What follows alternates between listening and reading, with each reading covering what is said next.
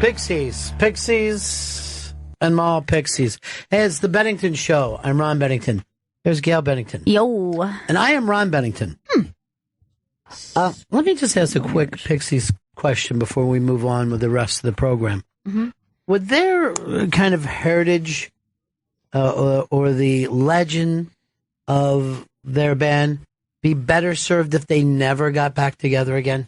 Does that almost ruin that spot in time by them coming back together? I think that it's probably, I don't think it ruined it, but I think it would have been made stronger. Right. Because then people get to do that thing where it's like, oh yeah, you never saw the Pixies, you never had the chance to see the Pixies. Like, oh, they like stopped touring by the time someone got into them. Right. It's sometimes then you're like the stuff of legend. Then people would say, oh, you should have been there. It was fucking great. What do you think, Chris? Glad they made the money grab? I'm glad they made the money grab because I got to see them live. Yeah, but that's not what the question was. The question was not your own personal thing, but for the legend of a band, is it better? Like, let's say the Doors. The Doors, we know none of us will ever see the Doors. In our mind, there's a Doors concert better than the one they've ever done. Yeah, exactly. You know? I've seen the Stones many times. Many times. There's a Stones concert in my mind I never got to see because I was literally disappointed every Stones show. Right. Because I have something built up. Because not only they don't play everything you want to hear or what you want to hear, but then it's not the right venue. Not the right sequencing. They're not fucking into, when like, what do you... The mood also, like their mood, their personal mood is so important. Like I saw Jane's Addiction a couple weeks ago and I was like, this could go any way. This could be really lame or it could be crazy fun. And it ended up being a lot of fun. But the entire time I was like, well, Perry is just like in this like really great place tonight. And he just looked like he was having like the most fun in the world. And I was like, I think it's mostly about that.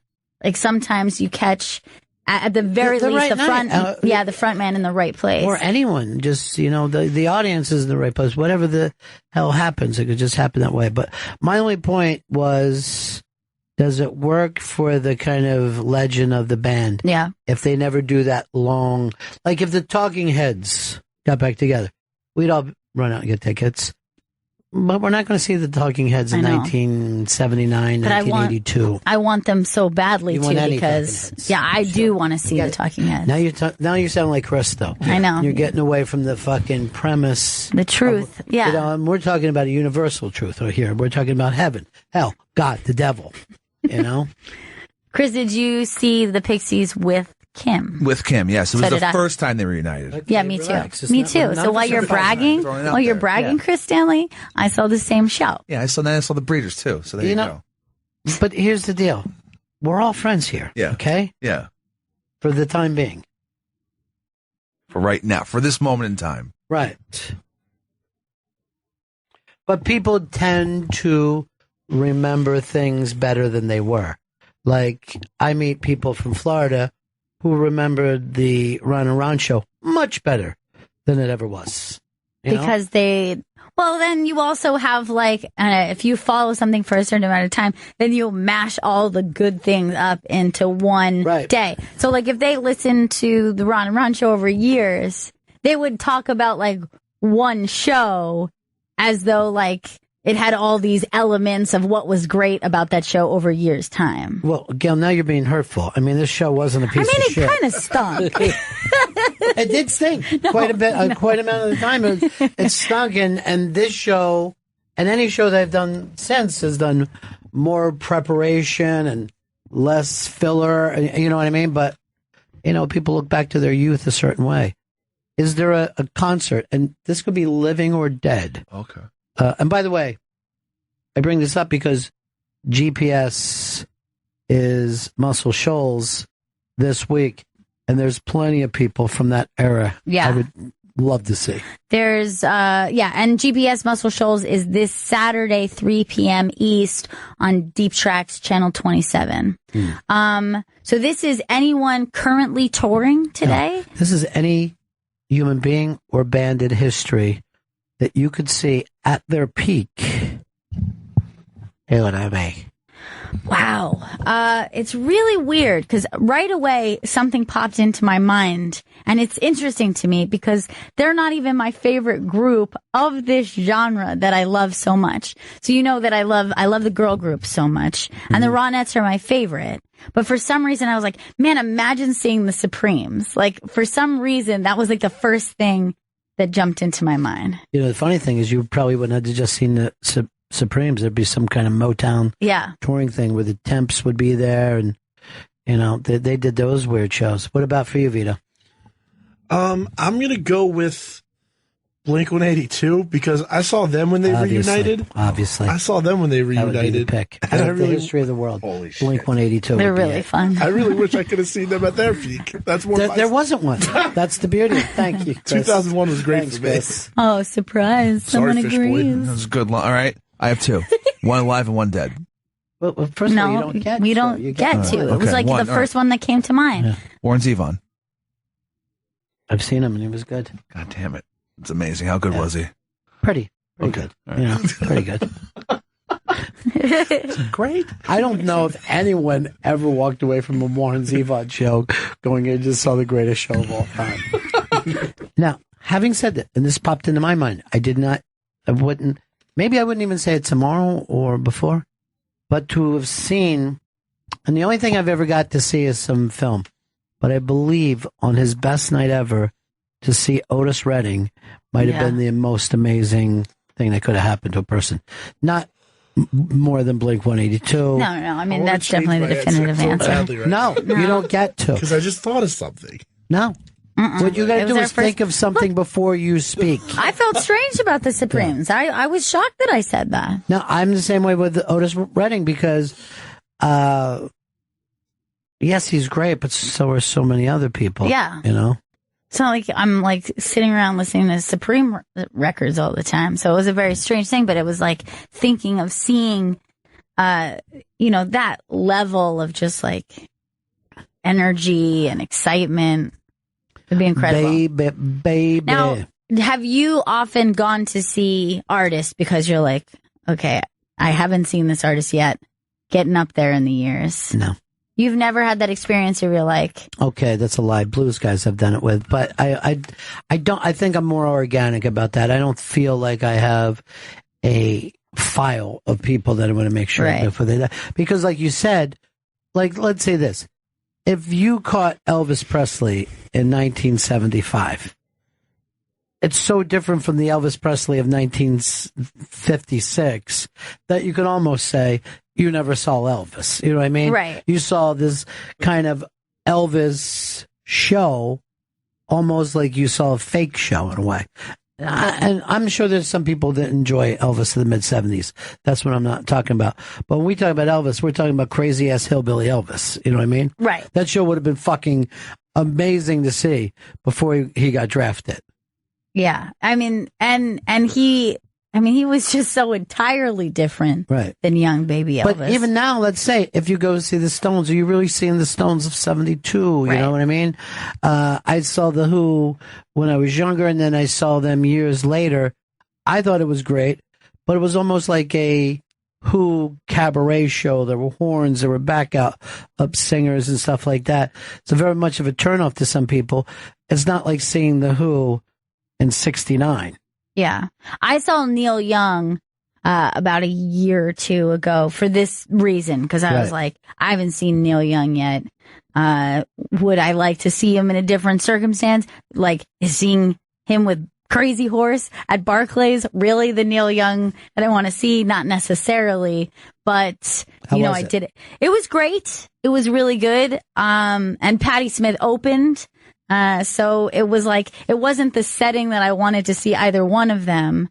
But I felt like I've got to be there because, it's just like time's going on. And, and like, look, I mean, he did Needle and the Damage Done, and he did Hey, Hey, My. Like, he did plenty. Stuff that you, have connect to. And then because it was Crazy Horse, there was a lot of jammy and a lot of Crazy Horsey, and then like 20 minutes of just like, meow, and like feedback, and you're like, okay, this is cool. But look, I hope Neil Young will remember that Southern men don't need him around anyhow. Who's your live band? The live band was Tom Waits. To see Tom Waits live. And I don't know, he hasn't performed, like, gone on tour or anything in a long time. I would love to see He does those worried. short tours. But see, this Tom Waits, I saw a Tom Waits who was totally different than this Tom Waits. I caught the Tom Waits at the end of the 70s, maybe even like a 70, whatever, that kind of grapefruit moons, very melodic, playing the piano. I don't even know if he would recognize this Tom Waits. Oh, this Tom and again, a lot of people love this Tom Waits. I love this Tom Waits. Yeah. I do too. But I don't want to see a guy fucking pounding on a pipe and, I wanted to see that kind of, they look like they're playing for a fucking titty dancer in 1945. That's the fucking Tom Waits that I fell in love with, Is that going to be your Saturday when Tom Waits dies? Yeah, I don't know. I mean, I won't be able to keep it together. That's your saddest Saturday? Saddest Saturday. Or Rivers Cuomo if he died very young. For me, I don't know if anything could have been sadder than Bowie. No, I mean, it's what we've already experienced this year. Dead rock year. Bowie into Prince was just like, what? It was so shocking. It was so shocking. And then I saw someone when they announced Bowie, they were like this, more like Piggy Stardust. Who said that? Who could say Name names. I made it up just to get everybody to pay attention. I didn't have anything to go with, and I wanted all you guys to like me. All right, Vita, what was your changed name? Well, no, I would have wanted to say I would have wanted to see Elvis in the 50s because I grew up liking Elvis so much, and those small like fairs and stuff. I really would have loved to be at one of those. Do you know that when that was happening, Gail's great grandparents were there, and they knew the Colonel from the Carnival years. So they knew the Colonel before and during the Elvis thing. That's so cool. That's like whenever I watch like documentaries and like movies about Elvis, I just think how cool it would have been to be at one of those just random fairs he did on his way up. That was Gail's great grandparents. That's awesome. Were there. But they didn't think it was that big a deal. They didn't, it was just like, I don't know what he's into now. He had a pretty good fucking deal going before.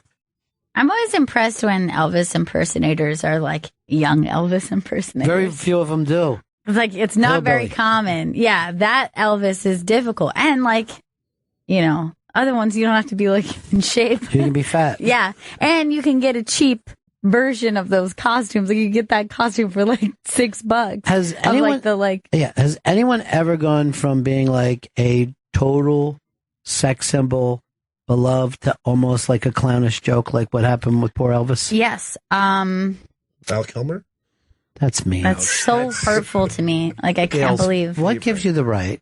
Seriously. That really hurts my feelings. I just thought it was a decent answer. It's just really hurtful when you know how I feel. He's a mean piece of shit. I wish you would turn in that fucking Expos hat, too. We have to burn This is my JFL MTL hat, okay? We've been there, though. Look forward, right? You should be doing Comedy 101 hat at the Comedy Underground. That's what you should be doing. Show that I'm hoping will give me the opportunity to leave this show, which is Creeps with Kids. I'll be hosting that. If that goes on 5 nights a week. Wow. Say goodbye to Hollywood, folks. My answer, by the way, which is not Val Kilmer, was Marlon Brando became. Oh, it's a really sad one. That sex symbol into mocked. Madman. Yeah. Crazy. Did you ever hear that thing that is like Brando speaks? It's just him. They play it as a documentary or something. It's just him talking into a microphone for a fucking couple hours. It's really crazy and great. About what? What's he talking about? Everything. Heaven, hell, God, the devil. He's so great. I liked him when he was in Madhouse. Yeah, I think I just know that, like, Brando joke, like, when did that change happen? Apocalypse Now. So that would be what year? Well, by the time the movie came out, it was like 79. 79. Yeah. Yeah, because I kind of remember my early childhood, like that still being such a punchline. Yeah. Like Marlon Brando was like a punchline. Joan to Rivers jokes. would do a bunch of Marlon Brando 8 and Elizabeth Taylor. Yeah. She was very mean to Elizabeth Taylor as well. I also think Michael Jackson became this bizarre thing to laugh at by the end of his life, rather than, the king of pop, a name he made up for himself. Right. But he went from being like the biggest star to just like a joke about being white with a weird nose. When people go, kid touching that joke. Yeah. Forgot that part. But there, when people say, "Oh, you were either Prince or Michael Jackson," this fucking wasn't even close. That's how big of a star Michael Jackson was. Right.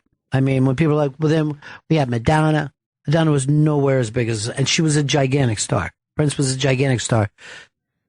Michael Jackson was on a different level than anyone I ever saw in terms of being popular, being talked about every day. Okay, when Michael Jackson did that, it was like a kind of almost like a short film that got released, and it was like 2 or 3 music videos into one, where like it turned into like, he's black, he's white, and like the faces morphing. Yeah. I can't remember. There was like so much buzz about Michael like releasing this new thing, and I just remember it's like everyone was talking about it, and then we watched it. I guess must have been we watched it live. Mm-hmm. And it was just like being talked about leading up. And I just remember being really small and just being like, this is the biggest thing ever. I'm not entirely sure why, but this is really important. And that's why it's so funny, because I always think of that Michael Jackson as my like Michael Jackson. There's so many different weird. You're early 90s. Early 90s, like newly white, but still not too much work done on his face. Like he was in the army? I don't know if he was dressing like he was in the army. You mean camouflage? No, he had like some jacket, like the toy soldier look. Yeah. Oh yeah, like a fancy man. I mean, those things were changing every year, though. But like Michael in the early 90s, when he was just like a pretty woman, he was like a fresh looking white woman. That's just when the movie Pretty Woman came out, and he was asked to be in it. So yeah, this Michael as like light skinned. Flowing hair. Because you keep saying, Michael, could you please do your Michael impression from Lost Boys? You did the star impression. Michael's great. I like Michael. I'm a star. That fucking nails it. That actually, I got seriously chills right now. That was so close to the truth. And I don't know why anybody would pick out that part to do the impression of. Michael's great. I like Michael. She was a sex symbol for a half a minute. Very sexy. But I don't think even Elvis was bigger than Michael Jackson. Maybe the Beatles, but I don't have that, sense memory to put it there completely, and they never went away. So maybe the Beatles were bigger. But like that, it's hard to imagine the like international stardom that Michael had on anyone else. Well, the Beatles were international stars as well, but the thing, I always think of this, if Michael Jackson was around for social media, I can't imagine the wacky shit that he would be doing every day. Because he was doing wacky shit when you didn't even have social media. He would just put out a clip of him, in that chamber or whatever that he said they were sleeping, and it wasn't true. Like, he did it to keep people interested, to keep them talking. Yeah, he had that sense that they're not going to like me all the time, but at least they're talking about me, and he thought it was great. And they put out that weird document, like it was like rockumentary of I think like Martin Bashir following around for like a few weeks. I'd stop it for a second. Anybody guess what he said? Martin Bashir followed him a couple weeks. I didn't really understand. The journalist, Martin Bashir, like that Indian guy, he followed him around for a few weeks and then showed him just buying like hundreds of thousands of dollars worth of like antiques and shit. He followed him around. Yeah. But that was stuff that he immediately had shipped to, and this was in Vegas. He didn't have it shipped to his home. He would just have it shipped to a storage place. It's just being nuts. He's just a nut. I don't think you want to be too popular. I don't think you want that kind of popularity. And I mean, look at the way Caitlyn Jenner seemed to have snapped underneath that Kardashian thing, All right, so let's try this. Who is the celebrity that you would say has the most amount of fame yet maintained some level of being a normal person. So what is the biggest possible star who's still normal? It's a really fucking great question, because I know a lot of people who are well known and they stay like a regular person, but they've never had that kind of fucking heat. For example, Madonna, not a normal person. Like, you can see, not a normal person. Mariah Carey, not a normal person. Totally nuts. John Goodman, I feel like. John Goodman has never had the kind of fame that we're talking about. we're talking about massive amount of fame. And he became an alcoholic who, you know. Yeah. Like Roseanne would be the person to go to, and she did not end up she's normal. not normal. She started white trash normal, and at crazy ass white trash normal. But John Goodman doesn't have. I mean, John Goodman can walk down the street. You know, he's a great actor. You know, we're not saying the most talented person. Justin Bieber, not normal. We watched him unravel last summer mentally. You're kind of looking at people that everyone in the world would know. Right. You could have said maybe Muhammad Ali, but maybe I'm wrong about that. Maybe that got very wacky. Right. Too, and maybe the fact that he was sick helped keep him humble. It's a very tough one to call. When you call the kind of Elvis. Yeah. Well, couldn't walk down the street. I mean, Beatles, if you look at Ringo Starr, I mean, he stayed a nice. Yeah, Ringo seems normal. Yeah. Paul's not normal. Paul's not normal. He's a weird guy. Would you say that Mick and Keith are normal?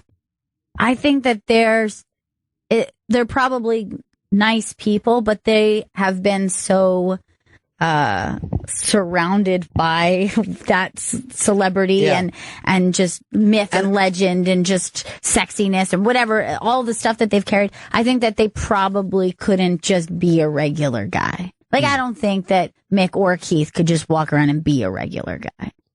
So it doesn't necessarily mean they're fucked up, but I think they're weird, probably. I think if you spent any time with them, you'd be like, that's a weird guy. Vito, what do you got? Bruce Springsteen.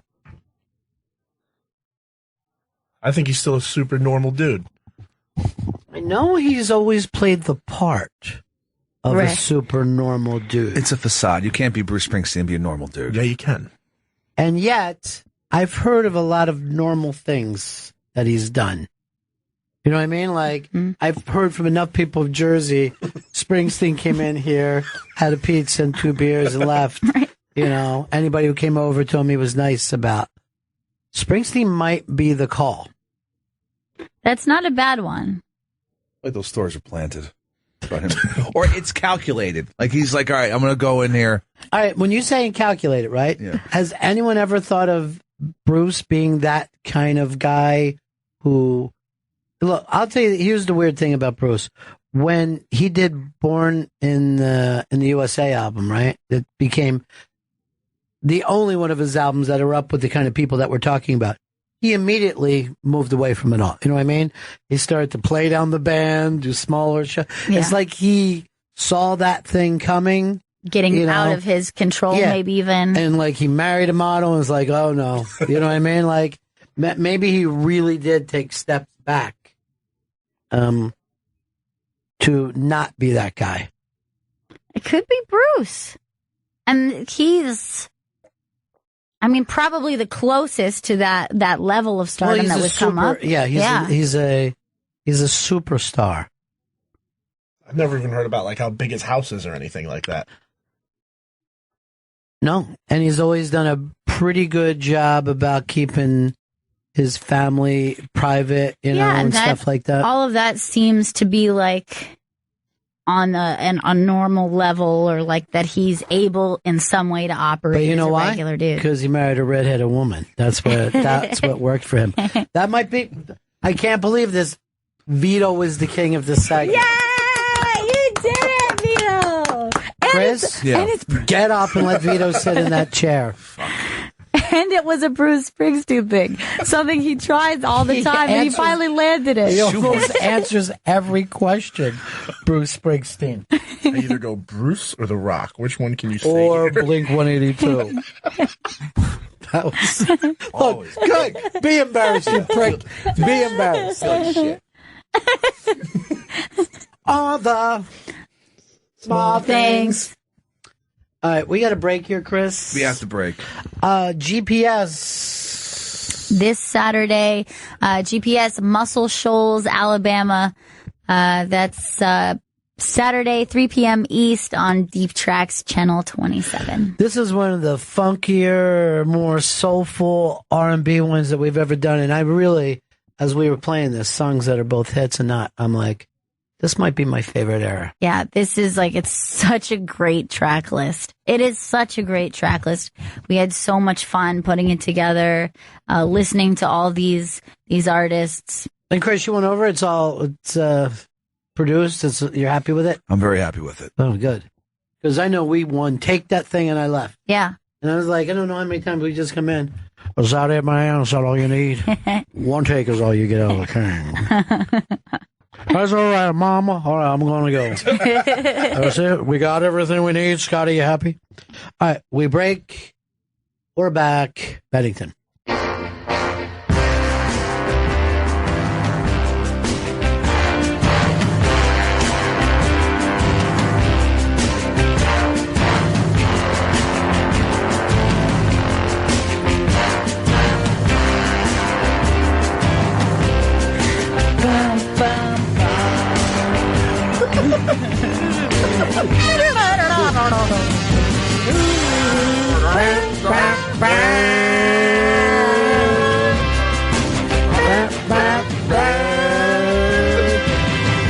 It's the Bennington Show.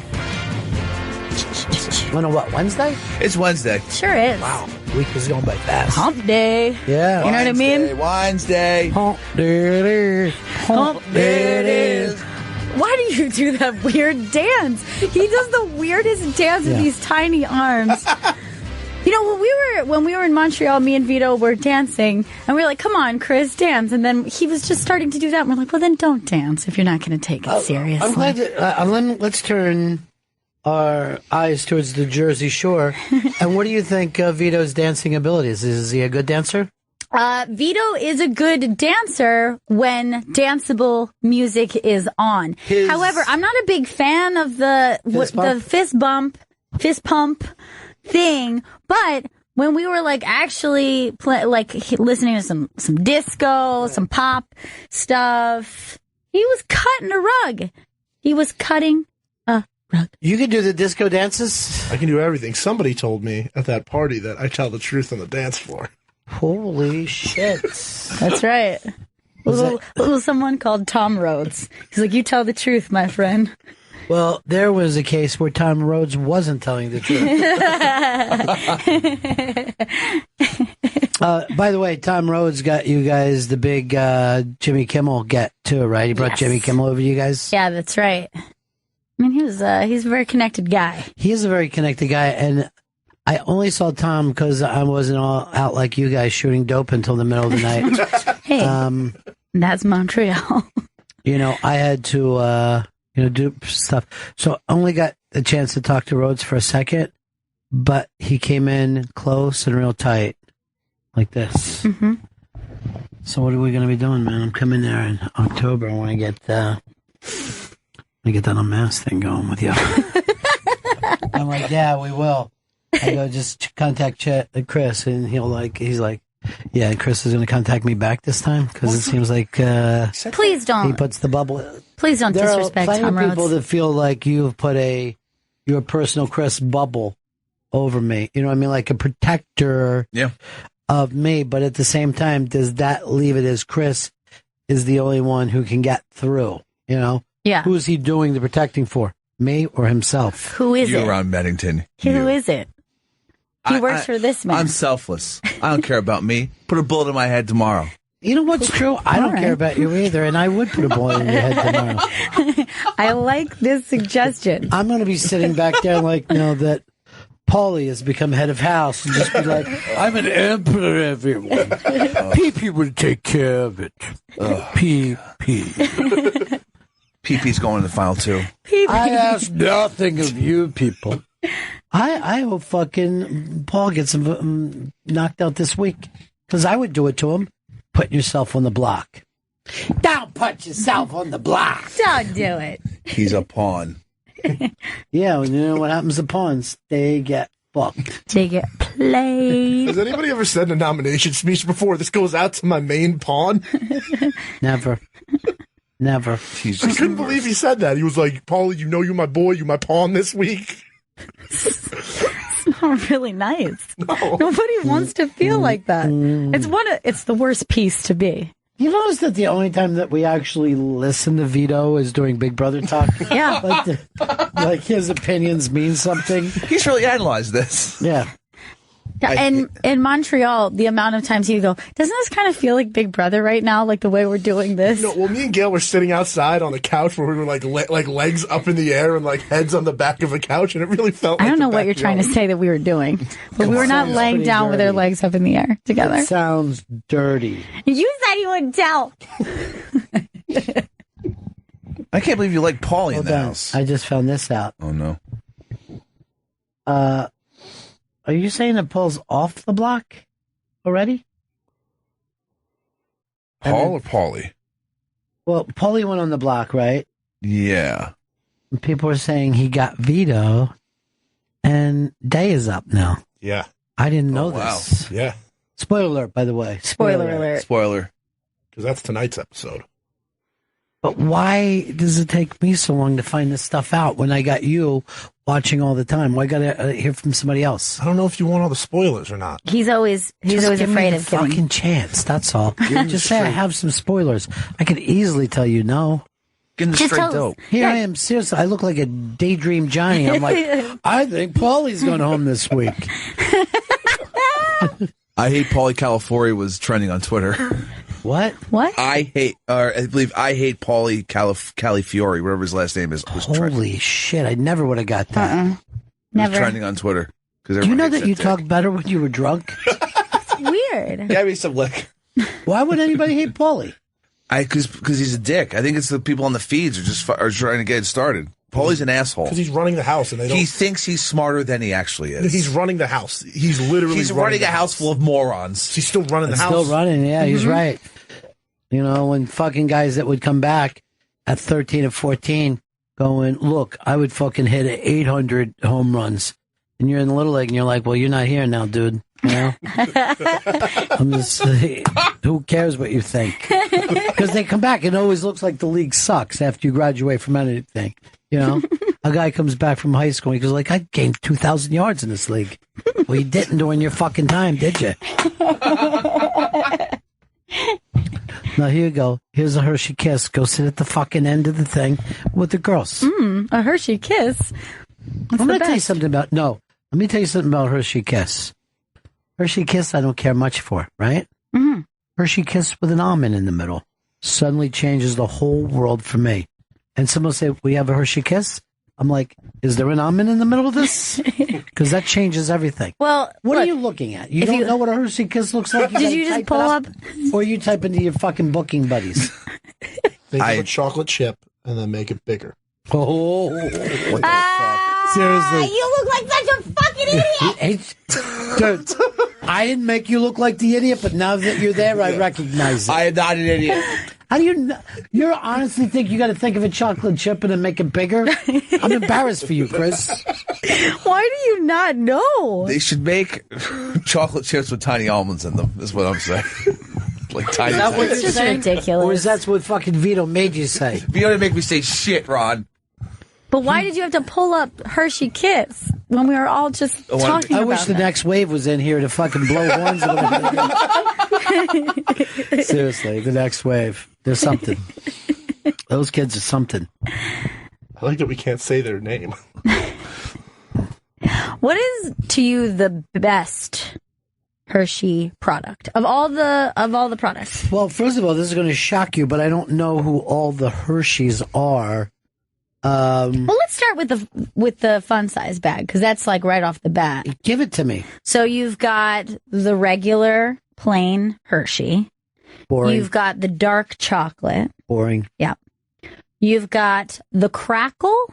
Hold on, before you get that Hershey with almonds. Oh, Hershey with almond. You know what I say? I got a know. little chocolate and almond thing. He loves nits. Nits. Does any of these Hershey's have nits in them? Let me up there, please. You have the crackle.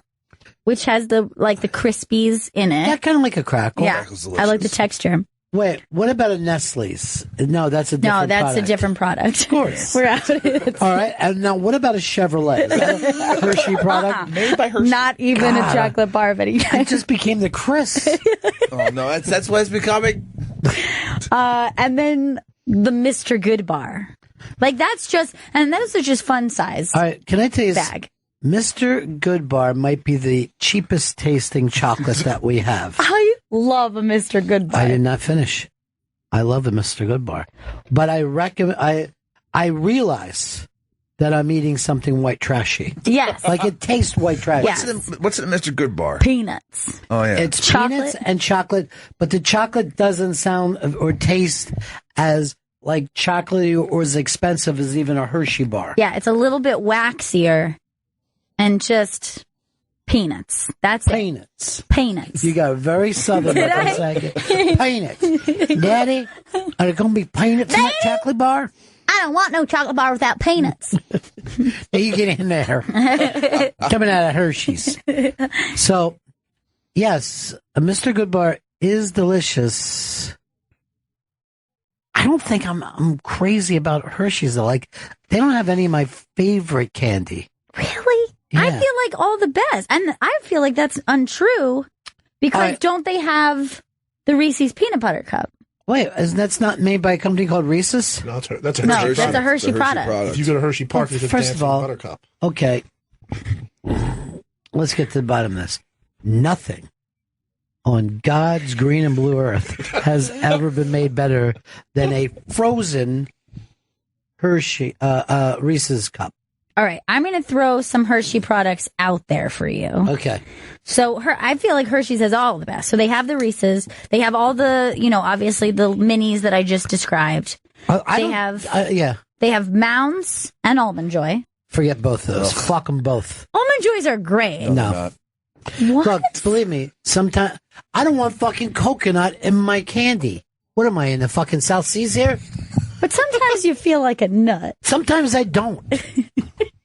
Almond Joy's got nuts. We've got... Well, let's stop it there. Do either of you like these adult coconut flavored candies? It's garbage candy. You give it to weird people. No, you give it to grandmothers. You give it to people. I love it. Vito? I think it's movie theater food. I'm not into it. I'm not eating that in the middle of a fucking movie theater. sick fuck I'm going to eats feel that? like a moth climbed into my mouth. All right, keep going. I believe that Hershey's owns Twizzlers. They do Twizzlers. They do Milk Duds, I believe. No, Milk face? Duds. Milk Duds is a movie food. More than a Mounds. What else they own? I think they Should have... we rank them all the way worst to first? Let's do worst to first. Okay, so... I know people are saying they don't make Milk Duds. They do make Whoppers, which I like more than most people. Oh, I love a Whopper. And there's also another candy bar that I'm being told they make, a Kit Kat bar, which I like. I would never bite into a Kit Kat bar, but I break it, eat. Break it, eat. Really? You never bite? Never bite straight into. I like to bite into the bar itself, like I'm eating little gold bars. Oh my God, I love a Kit Kat. I didn't know that. I love a Kit Kat. Love it. I think it's overrated. I don't think the Kit Kat's that great. First of all, it isn't rated on any fucking scale except for the one we're doing. So if you're saying overrated, you're actually saying I'm overrating it. And that hurts, Chris. All right, I might put at the bottom of the barrel. Do they do Rolos? Yeah. Yeah, I'm putting that down there. I got news for you.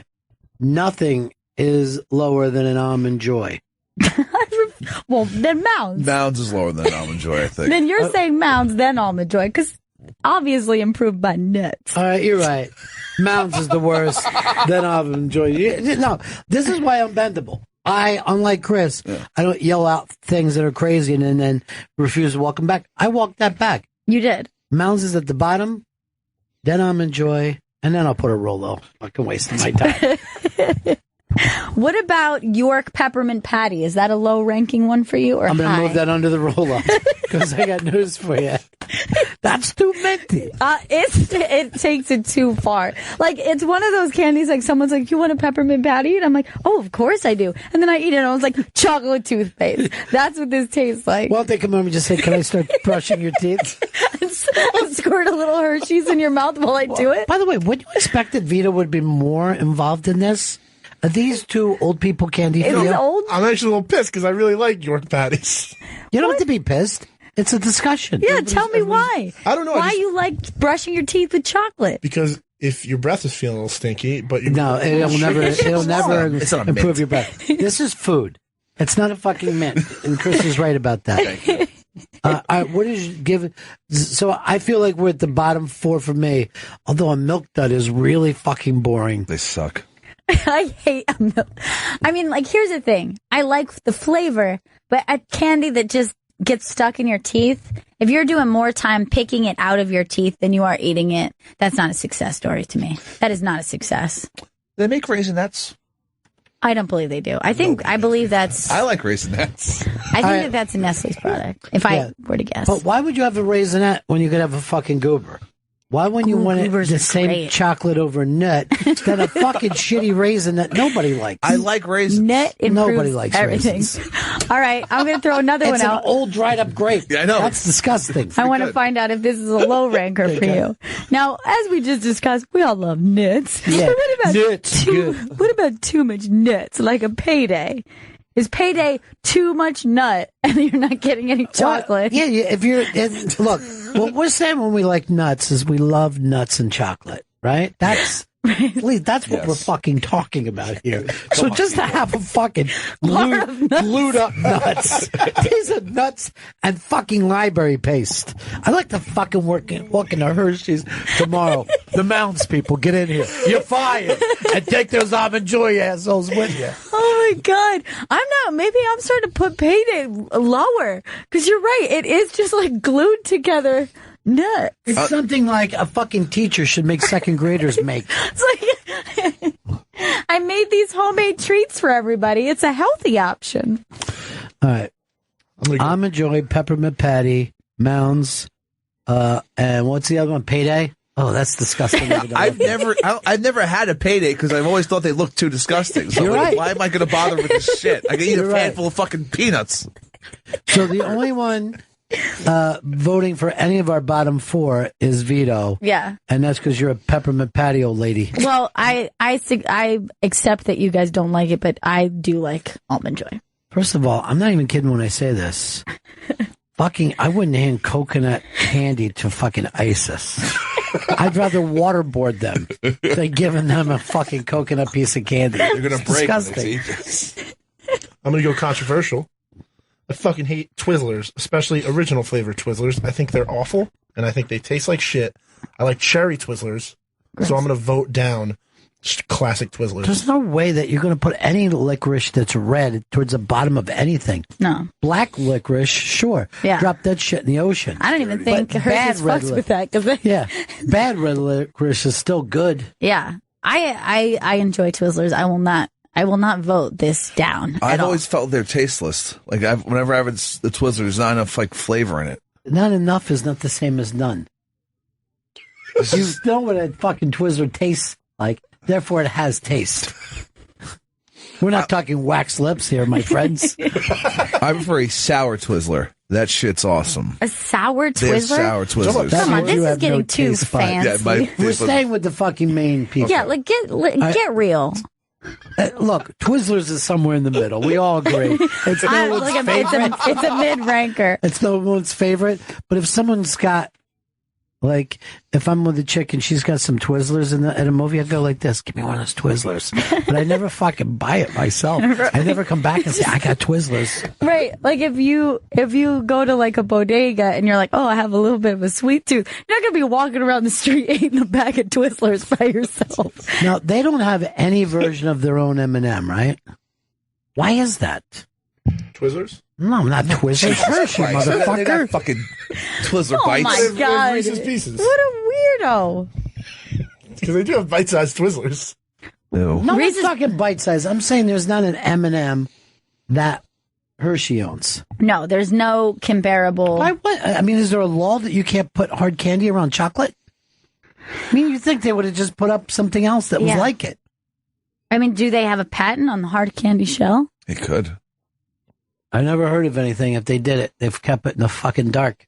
Now, Reese's Pieces, I'm going to put as a very high ranker. Very high ranker. You know what I think to myself? I should be having an M&M. But why? Because there's peanut butter in there, and I don't fucking take peanut butter inside. You love peanut butter, though. Yes, I do, but I don't like it inside hard fucking candy. Why? That's two things that don't go together. It does. It's that fucking simple. I've grown to like the Reese's Pieces better than M&M. When have you been working on this? When have you been working on this? Day after work at the vending machine.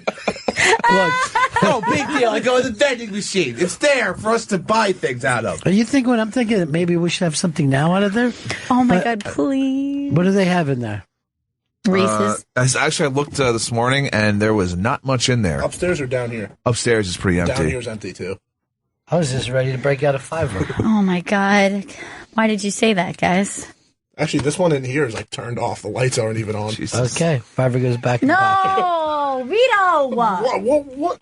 You just would have been disappointed when I went back there and came back with nothing. He just didn't want to go, I think. I He's know. lazy, Ron. He does not like to fly. Or buy. So, wait, where were we just at? A Reese's Pieces. Reese's Look, Pieces. first of all, there's one small reason this fucking candy even exists. It's because Eminem turned down Steven Spielberg and E.T. They were Spielberg wanted to do M&Ms. They said, no, we don't want to be in your fucking shitty thing. And then Reese's jumped in. And that candy spiked like no other candy had in years. Because kids are like, I want to fucking give it to E.T. Well, I'd rather hand it to E.T. than fucking eat one. I think it's delicious. By the way, when I say M&Ms, I mean a peanut M&M. Right, M&M. Yeah. I don't want a fucking peanutless M&M. They're too tiny. Yeah. I like nuts until there's too many of them in a payday form. And then it's disgusting. It's like, the Paydays is like it's like a peanut brittle that's not brittle. It's like that's soft, a good point. I don't want a fucking gooey soft nibs. brittle. Gooey. Nice, good brittle, particularly homemade. Forget about it. What's O. Henry? What? What's O. Henry? That's some fucking payday for old people. I've been staring at this for 10 minutes trying to figure out what it is. It's disgusting. What? It's a fucking cheap knockoff. It looks similar to a Snickers bar, right? Yeah, that's what it is. Because there's nougat. I'm agreeing on the Snickers bar too. It's Snickers disgusting. blows. They've always sucked. All right, easy, dude. All right. Everybody's fucking people that make this. They're doing their best. I'm telling you what the fucking best fucking candy bar is. The Fast Break. It's made by Hershey. It should be number one. And it's a newer one. It's not that new. I guess it is at this point. 28 years old. Fucking Fast Break. He's acting like something just got dropped on the market. I wish I had 4 of them right now. We don't need this new generation candy. Yeah, I mean, like, we're obviously not talking about these because look, there's something out there called Reese Sticks. What? Somebody, like, some Twitter followers hit me to because I was saying I wanted a Kit Kat bar that had peanut butter in it, and then some people tweeted to me, "Oh, it exists. It's called Reese Stick, and it's great." We're talking about fucking classic. Give me a break. Give me a break. Break me off a piece of that Kit Kat bar. What is the top ranker then?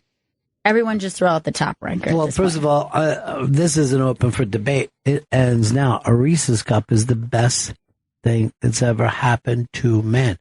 Frozen, not gooey. Frozen in the summertime. Drop the mic. Goodbye, everybody. We'll see you all again. 19. What? We're stopping the show? I thought we'd play fucking 2 hours of Elton John. While we eat Reese's Cups. I love to, but that fucking prick won't fly. Why won't you fly for There's it? nothing in there. Take a look, though. Please, Why just are take we a still gander. working here? It's Anybody disagree on Reese's Cups? It goes between Reese's Cups and the almond Hershey bar for me, and then Reese's Pieces third. By the way, do you ever freeze your almond Hershey bars? I never think to. You'll be happy if you do. I'm gonna start doing And that. it's so refreshing in the summer. And really, you don't see the almond Hershey bar very often. I'm gonna fucking throw that in like stores here in New York City. You never see goddamn almond Hershey bar. Of course you do. I never see it, man. An adult is not going to have a Hershey bar without there being almonds in it. My biggest problem is they say there is, and then there's 3 in an entire fucking bar. And I'm like, just don't fucking do it, then. I want an 8 minimum. God damn it, they're good. Of all these classics, which the whole conversation started, no one is a big fan of the Kiss. It's a garnish. Like not enough to put it in as a top ranker. I like the holiday themed kisses better than the classic kisses. Oh my God, you guys keep getting off. I'm back on. I gotta agree there. I can't fucking talk with them. We have something simple to do, and then they bring up things that don't matter. Like, what about mustard? And you're like, there's no mustard in there. But if there was, would you like it? The holiday themed fucking kiss is not a Hershey's kiss. You can't do it, man. It's a holiday treat. We're not ranking holiday treats here, Vito. Okay. Fucking ranking Hershey. Chris, it only hurts when you're on my side.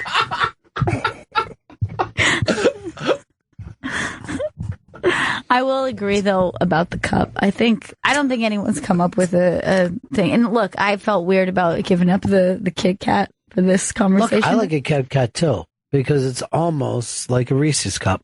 Mm-hmm. Not quite. And the texture. I like the texture. Vito, all time. What would it be? All time for me is classic Hershey bar.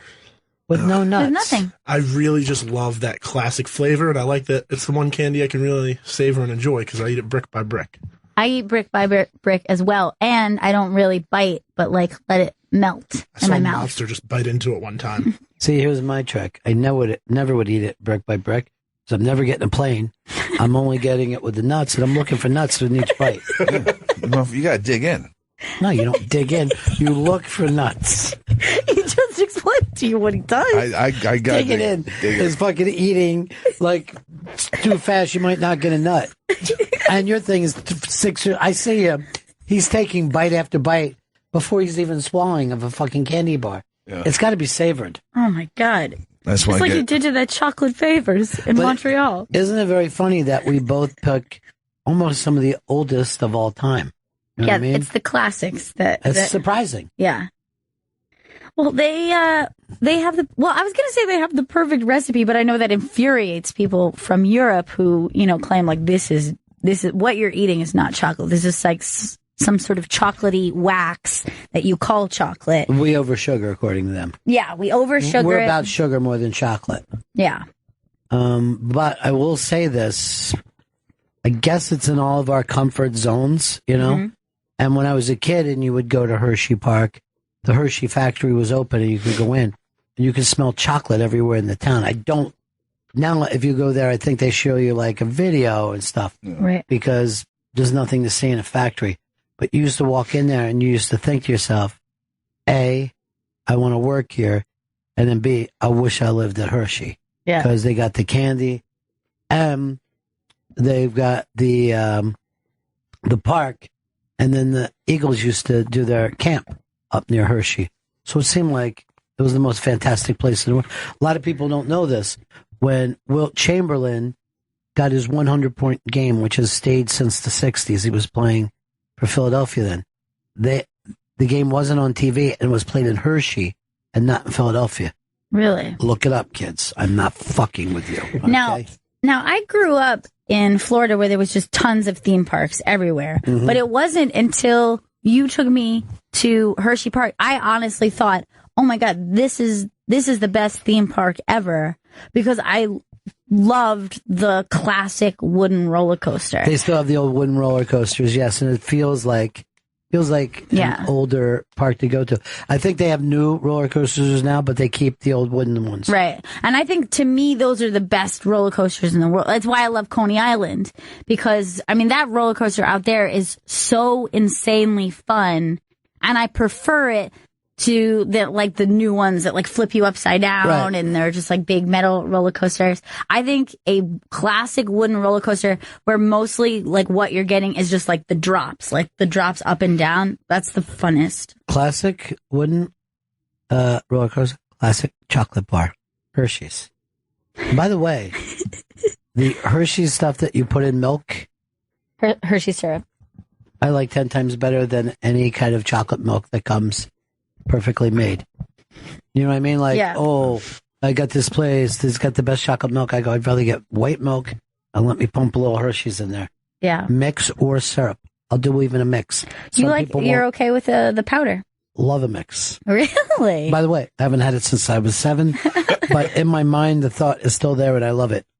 And I've put that powder in my mouth before, just going straight in. Yeah. And that was something that would infuriate my mom. And I'm like, what were you candy? I'd say, you're all dry mouthed. Put a piece of cake. Just act like you're an animal. Look at you eating straight chocolate powder. I can't live here anymore, Lee. I can't live here anymore. Yeah, I think that's my preferred chocolate milk as well. No offense to Bosco, it's a wonderful product, Fuck but I don't buy it. I don't buy it. Bosco sounds like something, or it tastes like something that Popeye would eat. You know what I mean? Like it feels like it's 1930s. For whatever reason, I like making my chocolate milk like lightly chocolate milk. Like I just put a little bit of chocolate in there. I have no idea why. You know why? You want it to last forever. You cheap bug. What you really like is white milk. That's what you like. Just a hint of chocolate. Now, this is a thing that I thought of before. That when I was a kid, I used to think, I wish there was something that you could put in chocolate milk and then make it go back to be a white milk. And by the way, white milk is the only time you say that when you're comparing it with chocolate. No one says, Mom, can I get a glass of white milk? You just go, what no. color? When I was a kid, I asked for a glass of chocolate milk, and you told me that you actually could make milk. You could turn milk chocolate just by stirring it. I used to do that with ice cream, not. You're right. What I would do, she wouldn't know it, right? That's what it was, ice cream. So I would put some chocolate syrup on the bottom of ice cream, and then I would go like this. You know how to make chocolate ice cream, don't you? I would just start stirring it real fast with chocolate. She's like, "Oh my God, that's great!" And it actually caused a pretty serious argument with my mother later on. Just make it chocolate by stirring it, like Dad does. She's like, "What are you talking about?" Okay, I don't know. Can you call Dad because he knows how to make it chocolate? Give Weekend Dad a call. I was a weekend dad, even though I never got divorced. I'll see you guys on the weekend. We'll do something fun this weekend. Right now, don't bother me. Recently, I was telling a story to a group of people, and I was talking about you, and I was like, this is a day that my dad was watching me. And you were like, I was your father. Like, I wasn't watching you. I wasn't your babysitter. I was like, yeah, but I mean, it was a special thing. Like, you were watching us. You're like, oh, this is a treat. Dad's in charge. I can't help it if your mom was agoraphobic. All right, enough of this crazy Hershey's talk. God. Yeah. But we loved it, so. Well, we did love it, so. I had a blast with it. Vito, what's on your mind? I see you sitting there. I'm trying to teach you how to help transition. You tell me you have an idea, and then when I set it up twice, you just look at me. Remember Montreal? Great. All right, so this has been on my mind for years now. 1, what do you think about the concept of human breeding? And 2, who do you think would make the perfect babies in different ways? Because for me... All right, first of all, just settle down. You can't ask 2 questions and go into your thing. You don't even need to say... Okay, let me answer question 1. Don't like it. Humans breed. Is that what you're saying? No, like specific human breeding. Like we go, you 2 need to make a baby for us. Okay, so you're talking about... Super babies. Well, look, let's suppose this. Just because you have 2 smart parents, is that enough to make it a smart baby? Are we that weird that we think we could take 2 two of anything, like two great musicians, do you think we're going to get a great musician out of them? Not instantly. It's something that happens over time. So I would agree. For example, like, so if you have two smart parents, they have a long history of having families. Some people are smart, some people aren't. These two happen to be smart. Doesn't necessarily mean you're going to have a smart kid or a tall kid or whatever. For like the way dogs were bred, right? We kind of ended up selecting the wild dogs that were more likely to be domesticated, that were getting along best with humans. Yeah. And through that, now dogs are domesticated. And I think it was sometime maybe in the 70s, this group, they started an experiment on domesticating foxes. So they've been working on this fox for I'll buy one if they get it done. Yeah. Well, they're pretty much there. But they've been breeding these foxes since the 70s. So it's basically having them who are more likely to. And they don't bring any dog blood into that. No. They're just, it's just by personality. So some of the foxes tend to be friendlier, some of them really wild and they'll bite you and they're crazy. So now they have these generations that they've been working on since the 70s that now they're starting to breed, and they just have that personality. And the really weird thing about it is, as they're in this breeding, they're noticing that their qualities are getting almost more dog-like. They're getting less sharp features, floppier ears, fluffier tails, bigger eyes, things that we already associate with cuteness. So at the end of it, they're going to have a dog. They're going to have some kind of a foxy dog. See, here's what I think about your thing. I think if you took two mathematicians and put them together and they had a kid, that kid might be good at math because two mathematicians raised them. Not so much the DNA, but a lot more mathematic stuff would come up. Like just like there's political families, not because the Kennedys or Bushes have some kind of political DNA, but because these kids have been raised around politics and it interests them. It's the family business. But there's two people that come to my mind that's specifically a genetic thing, where I think they're both genetic freaks. Let's hear it. LeBron James and Serena Williams. You sound like a fucking a slave trader right now. This is exactly. This is like offensive, my friend. It's like you're checking their teeth. This is They're terrible. like strong. He was sick. He was young, 6'7", and like over 250 pounds. Have you seen Serena Williams? They would make the most athletic babies of all time. Look at the grandparents. Look at the great grandparents. That's DNA. Just that there's ones. I've seen people in the same families. One boy is huge, next boy is short. You know what I mean? Yeah. You don't know how it's going to go.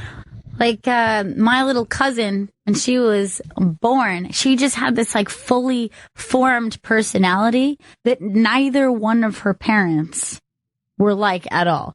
Both of her parents much more quiet, much more, and she just came out with this like fiery personality that was not taught to her. No. But I would say both my kids had their personalities were pretty much established by the first time I saw them. Within seconds, they remind me of the people that they are now. Now, I'm not a slave trader, nor do I even believe in that kind of stuff. But the fact that you're talking one like Vito, it just feels like, what the fucking Martin Luther King? Does it even matter, when you see people like you? I just want good sports. You're coming off really bad. If you want to have good sports, then it's better to get children into sports at an early age and the right kind of coaching so they don't burn out. Not your weird Nazi breeding. Yeah. What was that called? What was it that they were working on? Super race, like a superhuman thing? Yeah, the super race. Ubermensch. It was like a... Yeah. What is it? Like the Ubermensch, like the Superman. Well, I would say this. What Vito was talking about is closer to a movie called Mandingo, where we all watch Ken Norton. Is that what it is? That's no, what you I just think, look, and if the first one doesn't come out a perfect athlete, we you'll kill it. No, we let him live his life. He goes somewhere. No, you're gonna. But we bottle up the sperm and the egg, and then we keep trying until we get that master athlete. Why do we? Oh, massa. You're throwing Oh boy, Vito. It's disgusting. You are trying to force athletes to stud like they were horses. You're being horrific. And the fact that you're only doing that rather than like saying, oh, let's make Sarah Silverman have a kid with Louis C.K. or Meryl Streep should have a kid with Dustin Hoffman. Mm-hmm. I'd like to see that. He doesn't even think that way. Once again, it goes into the whole thing. Mandingo. It's not Mandingo. It's just these two come to mind. That was a fighting slave. Yeah. Yeah. From the Mandingo tribe in Africa. People would be like, I got myself a Mandingo. At least they did in the movie Mandingo. I treat that as fact. That's a historical. Wants to do with his life. No, I don't want the kid to fight. I just want to play basketball. Mandingo was the first time that I saw interracial sex on a movie when I was a kid. It was a very big breakthrough movie. Really? Highly arousing for a youngster that did not pay attention to the racial politics of it all. Was it consensual? Well, not at first. Mandingo actually had sex with the white master, right. the master's wife, the lady of and the then that guy plantation? and the master was with. Now, of course, nobody would be even slightly turned on by any of this, right? You're used to, sure, the amount of interracial cuck porn that takes place on the end.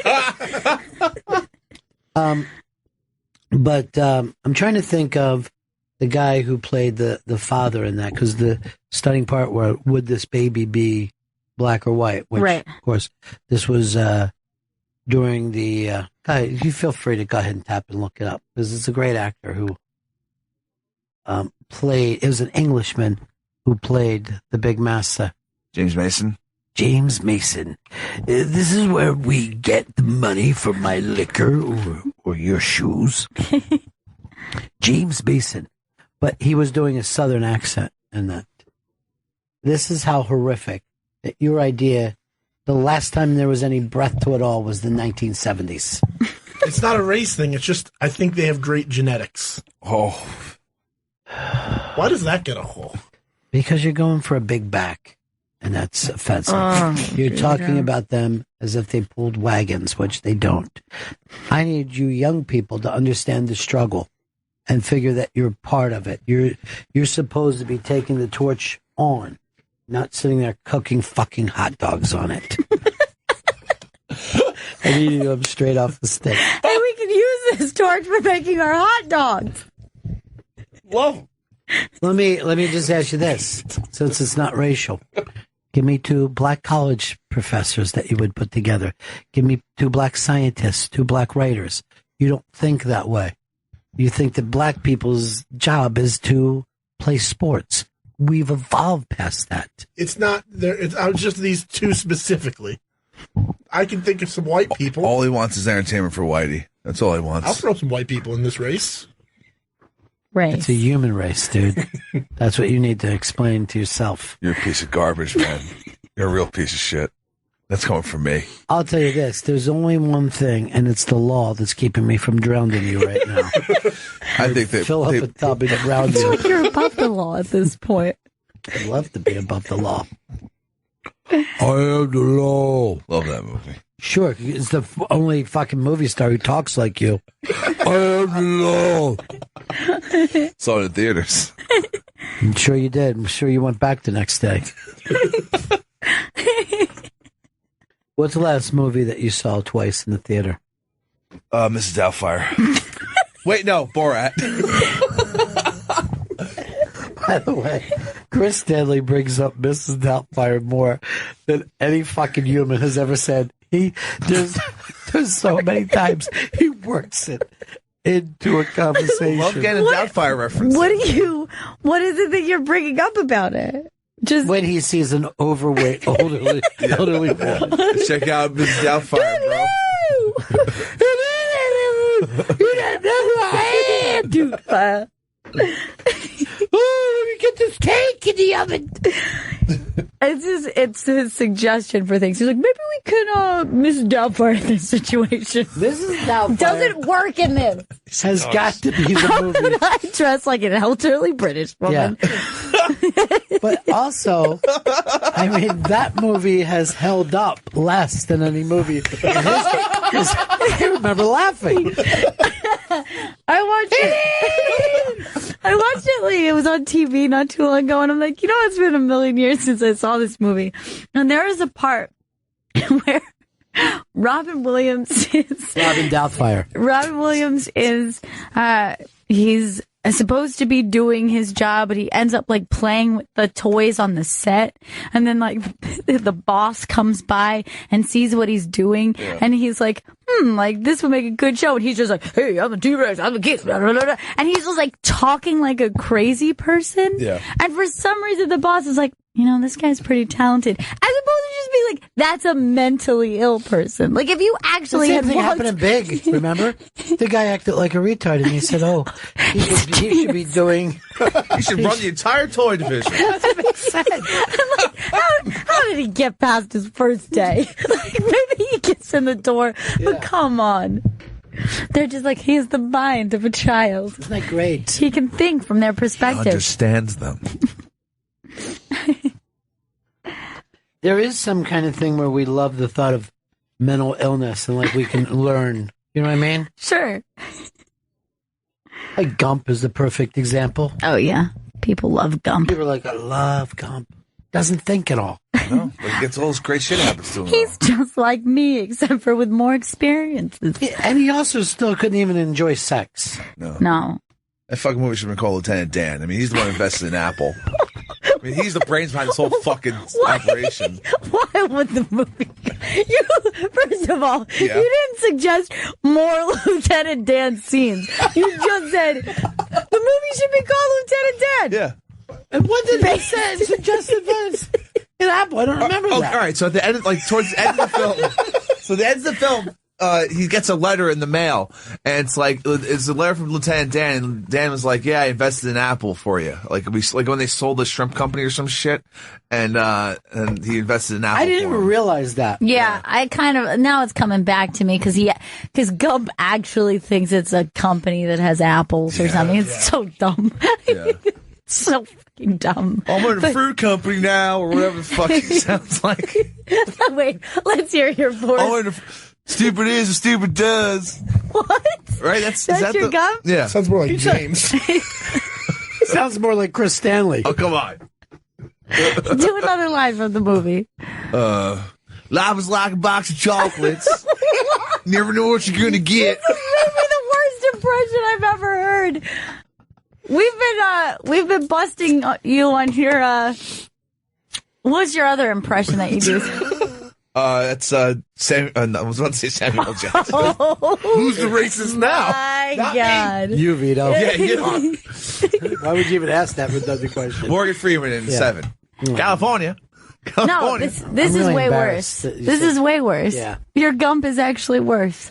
California, look at me.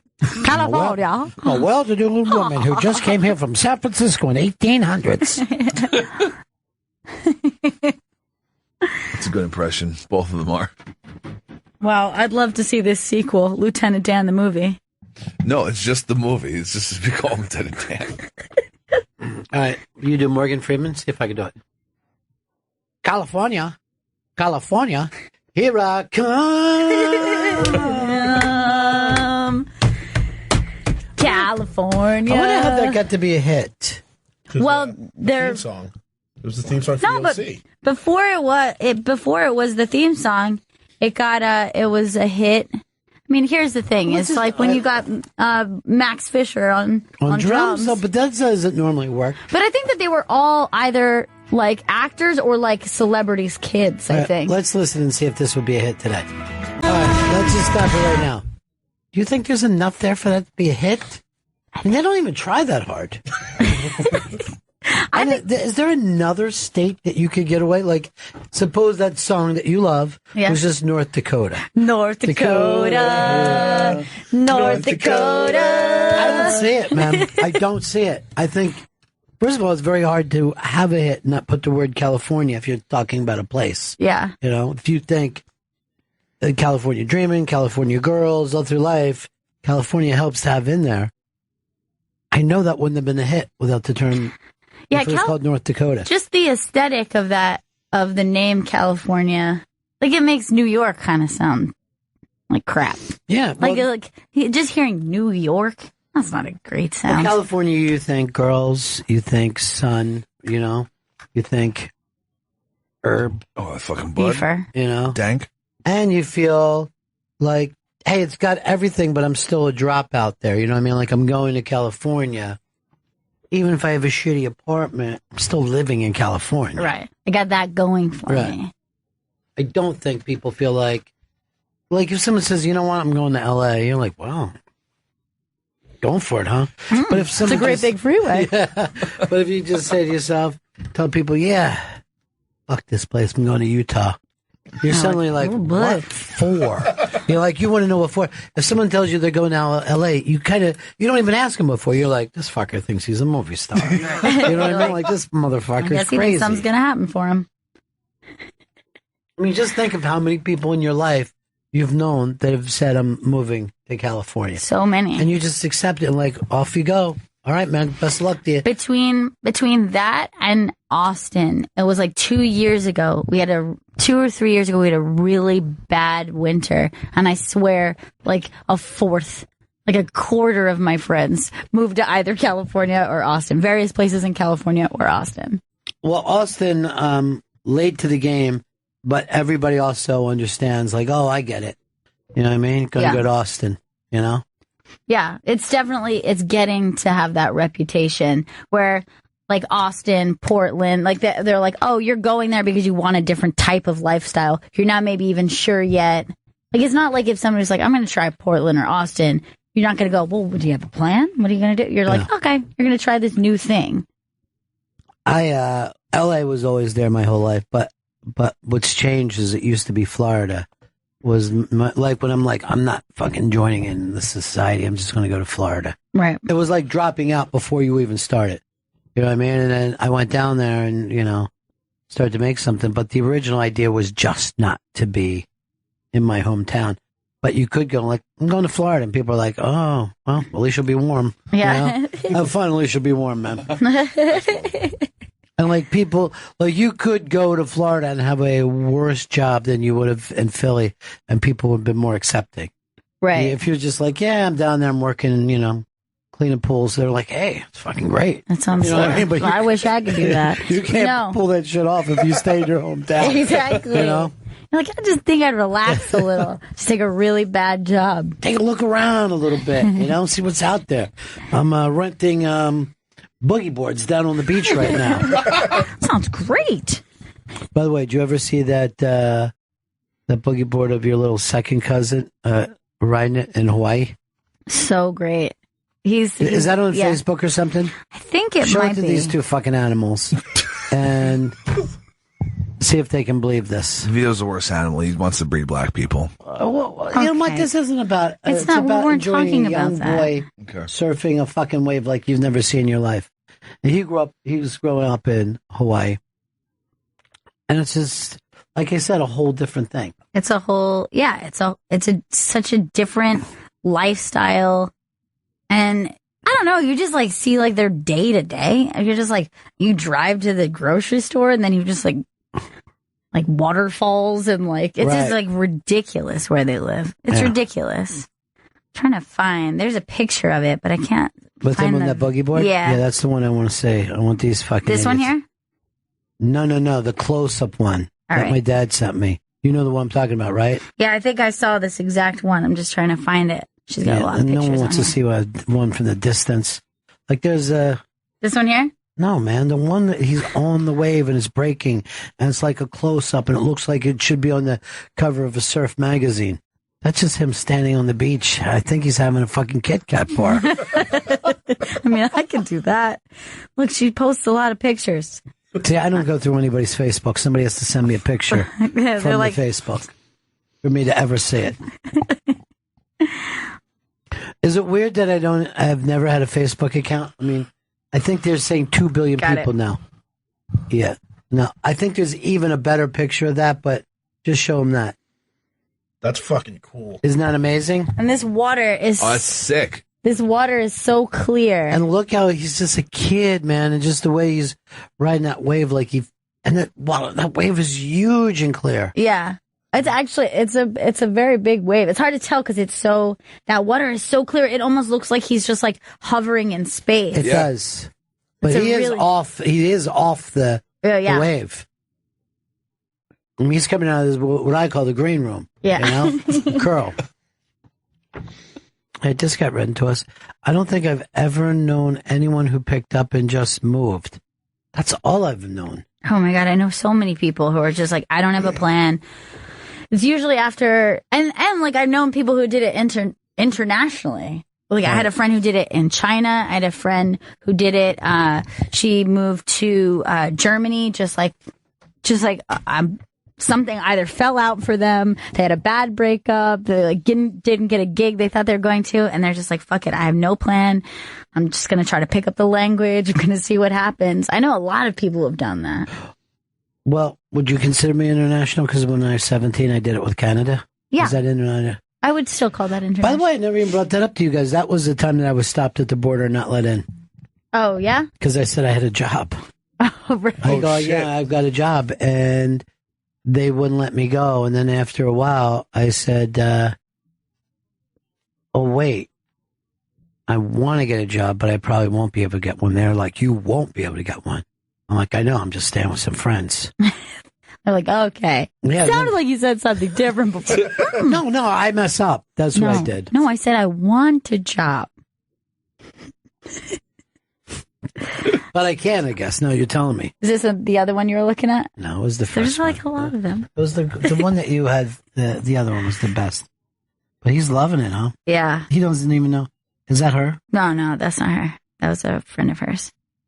Her daughter is so cute. That's her there. Left. And who's on the right? I don't know who that is. Friends. There's Look at like, that's like in walking distance from her house. What island do they live on? They're in Kauai. Yeah, but don't you think they look here and you're like, oh man, they're in Midtown Manhattan, they're skyscrapers. Yeah, I know that from the last time she visited. Yeah. She was like, this is amazing. This is crazy. You're like, this is shit. This stinks. Should be there. Yeah, people say to me all the time, like, wasn't growing up in the city great? And I was like, no, but you grew up in the suburbs, man. That's fucking dope. You really think the suburbs are cool? Yeah, I always grew up being like, man, I wish I lived in a house with a backyard. Grass is always greener, as they say. Particularly if you have no grass. It's concrete. Just this carpet's really nice. It's hallway carpet that I have no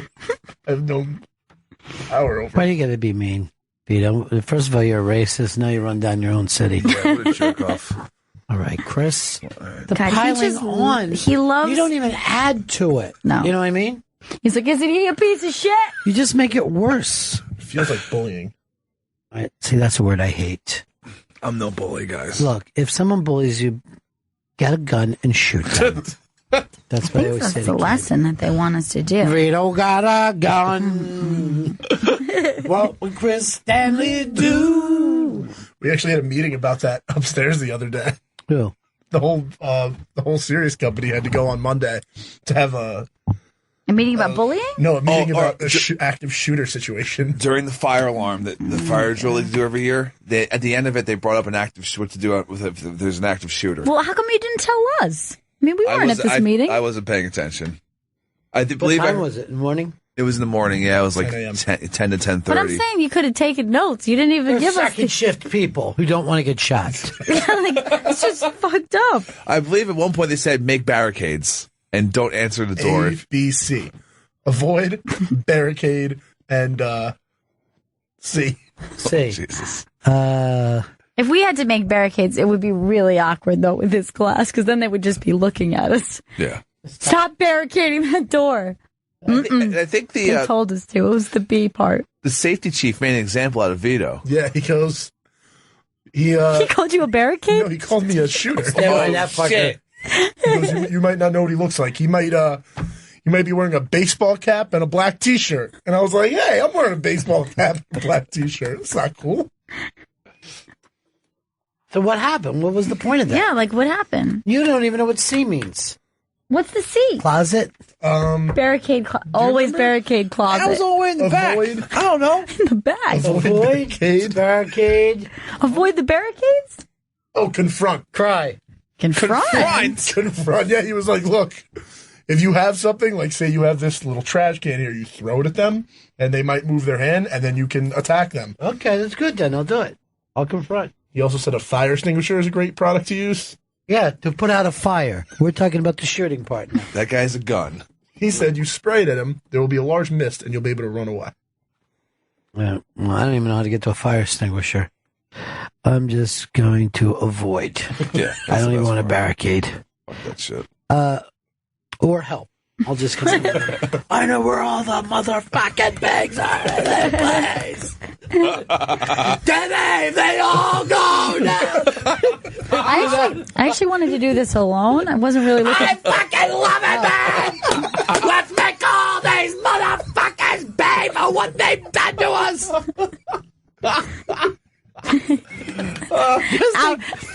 Always out crazy. They won't know what to do. The pigs get their fucking comeuppance. Let's fucking go. Corner office is all fucking go. Dude, you have nothing to do with us. You're not part of this. The day of reckoning is here, motherfuckers. They're just like, now we can't shoot him, I guess. I mean, he seems like he's on our side, but he's actually annoying me. I'm just lighting shit on fire with me running down the hall.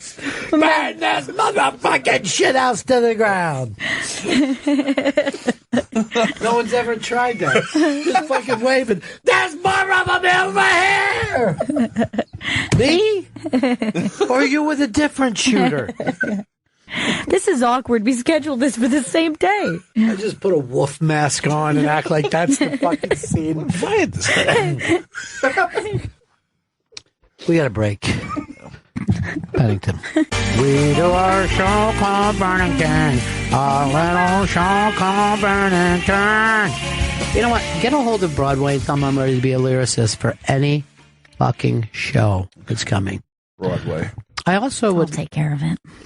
I would also like to write the book on a musical. Really? It just seems like people don't take that as strongly as they think of a playwright. You know what I mean? No one's saying like I'm reading a great musical right now. Yes. It's fantastic. And even if you go one, that whole suspension of disbelief is already amazing that you have to take. Right. That you're going to be very easy on the book. Why do they call it the book, by the way? I'm not sure. They do, though. What are you specific? If it's just a regular play, is it just called the play, or is there another? The play or the script, or they call it the script. I thought that was only movies. No, you could call it a script. All right, I might call it. But you don't say I'm reading the musical script. No, it will be the book. The other thing, if there's the guy who used to write with Woody Allen wrote Jersey Boys. And there's plenty of times where he, like, characters just stand and just start talking to the audience. And at this point, we knew we were going to make it out of Jersey. You know what I mean? I remember sitting there going, I think I could have done this. You read the biography, and then at any point, you don't know how to make a transition. Someone just turns to the audience. After 5 number 1 singles, it sure felt bad not to hit the top 40. You know, I think I could do it. Well, the amount of times that if you were to read the book, that the stage directions would just read everyone breaks into song. Like, that's going to come up a lot. And then the best thing is you don't have to worry about the choreography. Like, they'll figure it out. They know what they're doing. And they'll do something great there. Don't worry about it. It's going to be great. Well, music, everyone will be dancing. I love it. I'm glad that you brought that up, because I was always wondering about this with action films. If you're writing an action film, do you just write in car chase, or do you have to explain what is happening in the car chase? I think at some point, you have to hit certain points of action that might happen. But I would imagine initially, when you're coming up with the script, like first first to like fifth draft, you're not going to be like, then he makes a left and the guy cuts him off. I know. Like, I don't think that part is going to be. And it seems like somebody else, like somebody who makes up action stunts, would be better at saying what the car should be doing, what fruit stand it should hit. Just like a musical, that person is like a choreographer. Right. They're like choreographing the dance of the car. Yeah. What I would do if I was a choreographer while everybody was dancing, I would just lay down and with my hand up against my head, watching it from down on the floor. And the best thing is that you can smoke while you do it. Yes, you can smoke and eat while they're trying to lose weight. Yeah. Chocolates, right, guys? Oh, that's right. You're in a musical. I was always fascinated by the fact that dancers were always smokers. I went to school with people who were dancers up until college. I went to an art school, and it's somebody who, like, they seem both health conscious and then also athletic. You don't see a lot of athletes as smokers, and yet dancers, they like to keep the weight off. Yeah, they're weight conscious. You used to see athletes as smokers. If you watch any of the old NFL films, you'll just see a guy just shoulder pads, travel a sugar. Fuck, I don't know what we're going to do when we play the Bears. All right, Vito, is there a musical do you have a favorite musical? Yeah, Dreamgirls, or like a Broadway play or a movie musical, actually. No, a Broadway play. Oh, Broadway play. Do you like Dreamgirls the movie? I love Dreamgirls the movie. I love that soundtrack. I love Eddie Murphy's performance in it. I felt like it made Motown look like a bunch of assholes rather than the people who came up with this.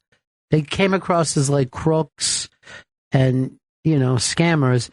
Instead of, I don't know, they came up with some of the greatest music in American history. By the way, we got to do Motown as a GPS. We do need to do it. I don't care what anybody says. Well, no one said anything bad, so I'm just making. I'm like Trump right now. Yeah, you're having a fight in your own mind. I'll fucking kill that bastard. Anybody who fucking tries to say we can't do Motown GPS. Yeah. So that was my biggest problem, and with that thing, the music wasn't nearly as good as Motown music.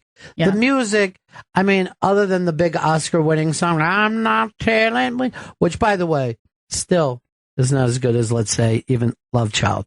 No. But that's what bothered me about that. The Motown music itself is unbelievable. What about for you? I have so many different phases in my life because I loved musicals so much, but I might have to put a chorus line up there. That's a really good one. Chris, you ever seen it? I've never seen Chorus Line. It seems like something every New Yorker should see. I like to see it. And I don't go around telling people they need to see musicals. I'm normally told I need to see a musical. I mean, I would have said Headway, but to me, that's not... Like, because it was more, it's an musical. Yeah, and also it was like, even though it went to Broadway eventually, to me it's still kind of this off-Broadway thing. I only have a couple that I could even stomach. Chicago was one that I think is good. I do like the nostalgia of Guys and Dolls. Yeah. But I forgot Chorus Line. Yeah, I loved that play. I've seen loved so many that just that, Yeah. Oh, we're going to do something special tonight thing. And I quietly suffer through it. I love Funny Girl, but I've never seen it performed. I don't think she's that funny. But as a kid, it was like a life-changing moment for me. That is a thing that young girls love that for some reason. I guess it's young girl goes to the city, becomes a success. Exactly. It's almost like a guy's show. And it was, to me, like, the Fanny Bryce just having the, craziest, most exciting career. And the fact that she wasn't beautiful, but she got all the cock just a choice cock everywhere she went. Exactly. I'm working on Nikki Onstein. I'm working on a musical right now, and it's called Guys and Dogs. And it's just about dog walkers. Good. And some guys. You know what I mean? They got some dogs and some guys. At the end, dog bites somebody and has to be put down. Oh, that's sad. A lot of times you get a dramatic turn in these things. I even tell you, the person that he bites is a newborn baby. No, this is really dramatic. Old. How'd that dog? No, but it's a comedy because he bites an ISIS baby. Oh, okay. Good. So back to funny again. Funny dogs. All I'm not telling you. Vito's just fucking tears streaming down his face. I'm not What? That's the scariest thing, too. I mean, that's crazy pussy. When she's like, I'm not going to go. Well, like, you have to. Just said you gotta go. You got to go. But he's the best man she's ever seen. And there's no way that she'll ever be. Is that how you feel when you look at Chris? Aw, that's so sweet. Old Chris. Tom and Giselle just bought a $20 million Tribeca place. Unfortunately, right above me. So I don't know how I could deal with those people. But let's take a look at, here's the thing. Christ. What is Jesus Christ? It's just huge. A building like you see it. You think they own the entire building? Not the whole building, you nut. Are you? What's wrong with you? No, actually, they don't have the penthouse. The penthouse, this is the insane thing. The place that they got is about 2 floors, and it's just below the penthouse. And that's $20 million. The penthouse is $65 million. That's too much for me. Yeah. I'm not going to be there enough for $65 million. Can we get on a payment plan? I don't have this money. By the way, that payment plan that you got, that's called a mortgage, which adults should know. They don't have any inside pics? That's what we want to see, not the outside. No inside pics. They're not letting us in, but you can see. There's nobody that's taken. That's the lobby. Wow. Okay, there we go. That's like what the living room could look like. It's not bed furniture. Yeah, obviously their tastes are going to be different, but that's their view. It's pretty intense. Now, here's what I'm wondering: if you had this kind of money, this monies. If you had this money, would you rather own a massive penthouse for us, New York, but like in a city? Or would you rather have a small place in the city and then a really nice vacation home? Like a giant vacation home? A very large vacation home. Here's the problem with a vacation home. You're constantly like, is a vacation home okay? Right. Did anybody know anything about we haven't been there in a couple of months. Right. And then when you have a vacation home, I was like, you want to go to Costa Rica next year? And you're like, I'd love to, but I have a vacation home. And I feel like I'm wasting my money if I'm not at my vacation home. A vacation home is kind of a drag, to be totally honest. So you feel like it would be better to own the great place in the city you live rather than a massive piece of land with a big house? I'm going to say you should put your money into your primary residence. Now, if you're looking to flip, that's a whole totally different thing. But if you're like, how can I most enjoy the money I'm paying? It should be in the place that you live primarily. I would agree with you for the most part, but I'm going to disagree with you because I feel like I can get by in living in a small space in the city. Like, I feel like I'm already accustomed to it. I'm comfortable with it. But you're comfortable with the way you vacation and go to a hotel. Yeah. I mean, what are you going to do with a massive vacation home? That should be your massive home. You should live there and come into the city every once in a while. Yeah, but this is what I'm thinking. You're going to be able to have like beach view, or you're going to have something like this. You're like, Chris? What was that, dude? Because there was nothing on my side, was there? Really strange. Chris, why'd you do that? I didn't touch anything. Did you touch it? I didn't touch shit. Chris did. He's ball busted. That's going to turn to tears. I see it coming. Yeah, but it's going to be him crying. That doesn't make me any happier. Oh, okay. But like it would. I think it would hurt me to spend that kind of money and then not have like a little green to show for it. I don't need green. I'd want a giant apartment because that's more impressive than a giant house. Because how many giant apartments do you ever really go into? Like giant penthouses. Yeah, but the thing is, no one can see it from the street.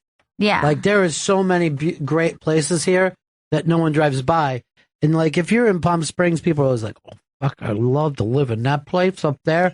But no one ever does that in the city. And then you never know who's got the great apartments. And like, I don't care like how nice your place is. If you're living in an apartment building, like you're still sharing walls with people. You still have upstairs neighbors, downstairs neighbors. You sound like you don't want to live in the city. I just think I like living in the city, but I think I would like a space outside of a sanctuary outside. How often are you going to go there? I would go there Johnny style most weekends, Like the way Johnny goes to crabbing? Summer. Yeah. Johnny has a little place down there. I mean, it doesn't have a massive place. Yes, but in this hypothetical, you have this money. You're only able to spend it on giant penthouse or giant but in this thing, vacation home. That means that you've got to draw a line from Long Island to, Westchester, whatever. I mean, you don't want to be driving every weekend. Right. So it's got to be a nice place, either beach or in the mountains in upstate or in Pennsylvania, Right, maybe. so how often are you going to be there? That's my question. That's as the much problem. as I can. I just love it there so much. So beautiful. 4 times a year she's going to make it not out gonna there, listen to Rob. logic, right? 4 times a year she'll make it. If you're going, now 4 times a year, you're thinking 4 weekends, it probably is going to be a few weekends and maybe 2 weeks of summer, and you're paying for that fucking I'd like to place. also winter there as well. What is there, a ski place? Perhaps, yeah. Because the last thing you want to be is traveling all winter on snowy But I would blizzard like roads. to. I would like to maybe Christmas in my vacation home. Yes, because people don't want to be in Manhattan in Christmas. I don't. It's beautiful here. It's beautiful. That's here. where people travel for Christmas. Spend Christmas in New York City. Also, I like the idea of having a super. Just to take care of my shit, everything gets fucked up.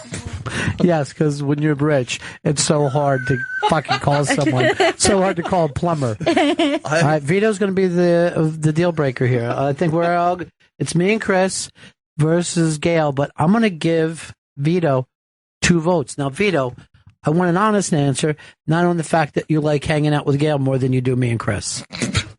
All right, here's my answer for you guys. I'm splitting it down because I don't want a vacation home. All right, though. forget Oh my it. God! Why can you never play this- the game? You have a 0. You get a 0 vote now.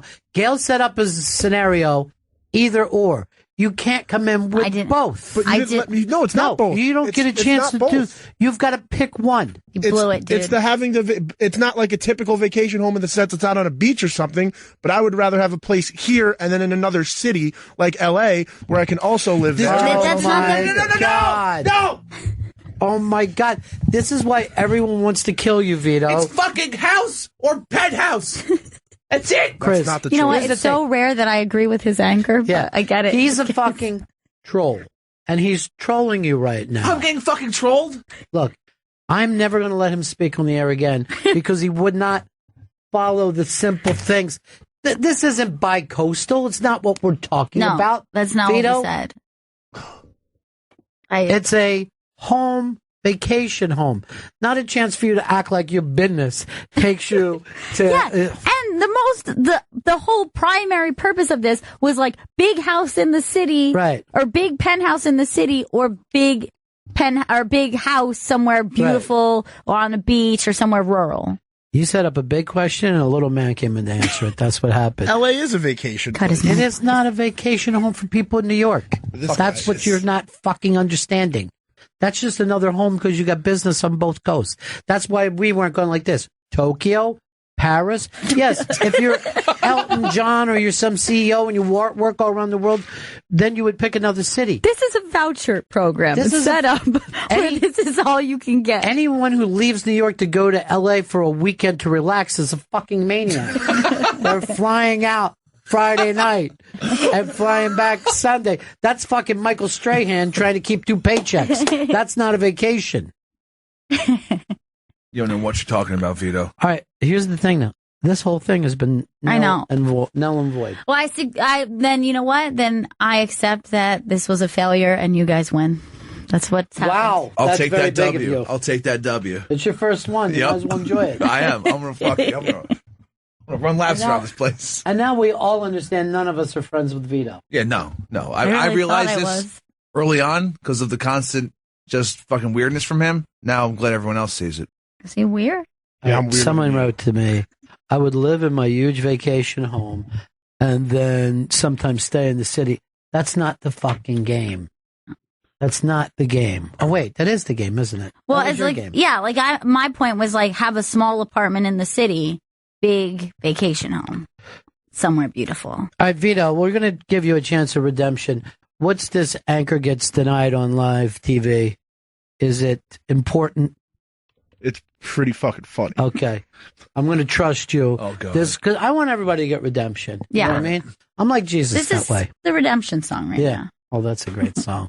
I wish one of these fucking non-music loving guys would run to it instead of just leaning from left foot to right foot back and forth watching us do a show. What a dick. All right, here's the video. Go ahead. In the morning, after a low of 8, we'll reach 13 degrees. So peak the first day of the last month of winter. And also, Sounds to me. it does, but also it's the last time that we'll be working together for a little while because you're off on a break. Yes, sure. Give birth to those twins of yours, and we'll all miss you. But of course, everyone in the newsroom says much love and very best wishes. Thank you. I'll miss you all too. Wish me luck. I'm going to need it. Yeah, well, I'll tell you, the Carlton supporters are very excited. Well, they should be. Yeah, exactly. Okay, good. Let's go. All right, Vito, that stunk, and you've lost your redemption. It's a guy who tried to kiss. You should have even set it up. He goes in for a kiss, and she pulled back. And said, oh, no. And yeah, she made like a very disgusted face. But why didn't she just lean cheek in? I don't know. Like the way you do with a weird uncle. Because there's obviously tension back there, and that's what makes the video fun. Now, is it ever appropriate to give a kiss to a coworker like that, even if it's a cheek kiss? I feel like I have done it. So it's tricky Chris, for me. No. You've never kissed a coworker on the cheek. You've never given me a hug and a kiss on the cheek. No, I've not. I haven't. This is why are you saying it like you're on trial? It's always a strange thing. But one time I was walking down, a woman pushing a baby. You know her very well. You know her children. And I see her on the street, and she leaned over and kissed my mouth. No. And I thought, that is, and we did not have anywhere near that type of relationship. You know what I mean? I'm not. No one in the world. Have that kind of... I'm not. I'm not somebody who's squeamish about that. But I remember thinking, I wonder if she would have done that if her husband was here, or if he would have just said, "What the fuck did you just do?" I'm going to write down the name for you because you can see that this isn't even thought of as a warm kissing person. I'm going to do it like this so you can't watch me putting the. Okay. So this way the reveal is in. Yeah, and also we need the kind of comfort where I don't have to worry about you yelling the name out. Now, is that a shocker to you? Yes. Yes, it is. Because there's nowhere near that kind of thing. There's no, that's, No, I did not take it as any, because she's pushing a baby. I didn't take it of, oh, look who's interested in something. Right. I thought she just maybe was confused in her mind for a moment.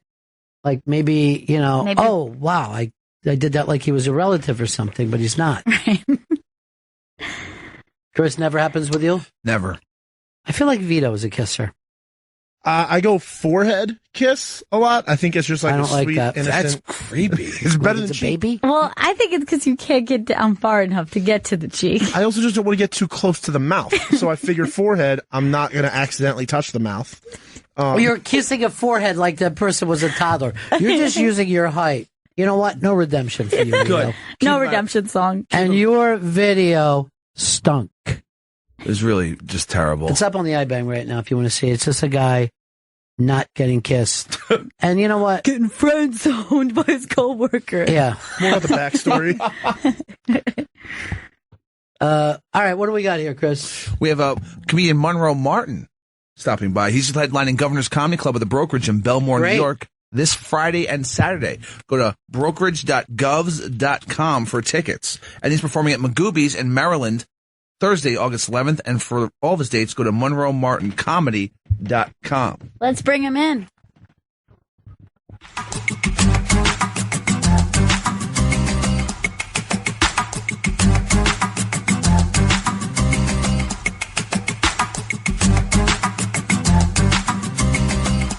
Okay, he disappeared. Oh, my God. Spencer's taking him for a tour. Spencer's touring him. Oh, God. People just started running. Why would he tour him? He brought him up to the door. Oh, Jesus Christ. You know what? I'm just going to trust in Spencer and believe in Spencer. It's not tour then door. I mean, it is. It's not door then tour. Oh, Vito's running up and down the halls. God. This is. Tell him not to make him nervous. See if I can get my studio on the tour somehow, so that I can see my guests. And this is where you should be right now. This is where you should have been 5 minutes ago when they announced you. Yes. Well, we did see him. That's why I said, Chris, who do we have today? Oh, my goodness. You must have missed one of the studios. Spencer likes to Ted, be I thorough. think he took him down to 19. I think he took him on a different thing. This is our accounting department. It's just please that, Number crunchers. It's weird, by the way, down there. I went there for the first time ever. They got a lot of room, right? Yeah, they got a lot of space. And they don't have glass everywhere. Like, there's privacy in the offices. Yeah. Well, that's because, that's weird. And it also seems like we're kind of jam-packed in here. Oh, yeah, we are. It's like we could have tightened up in there and get a little more studio room. Get a little more well, there's space. I've heard rumors before about moving 36. Okay, we got Monroe Martin All right, back. great. Let's go to him.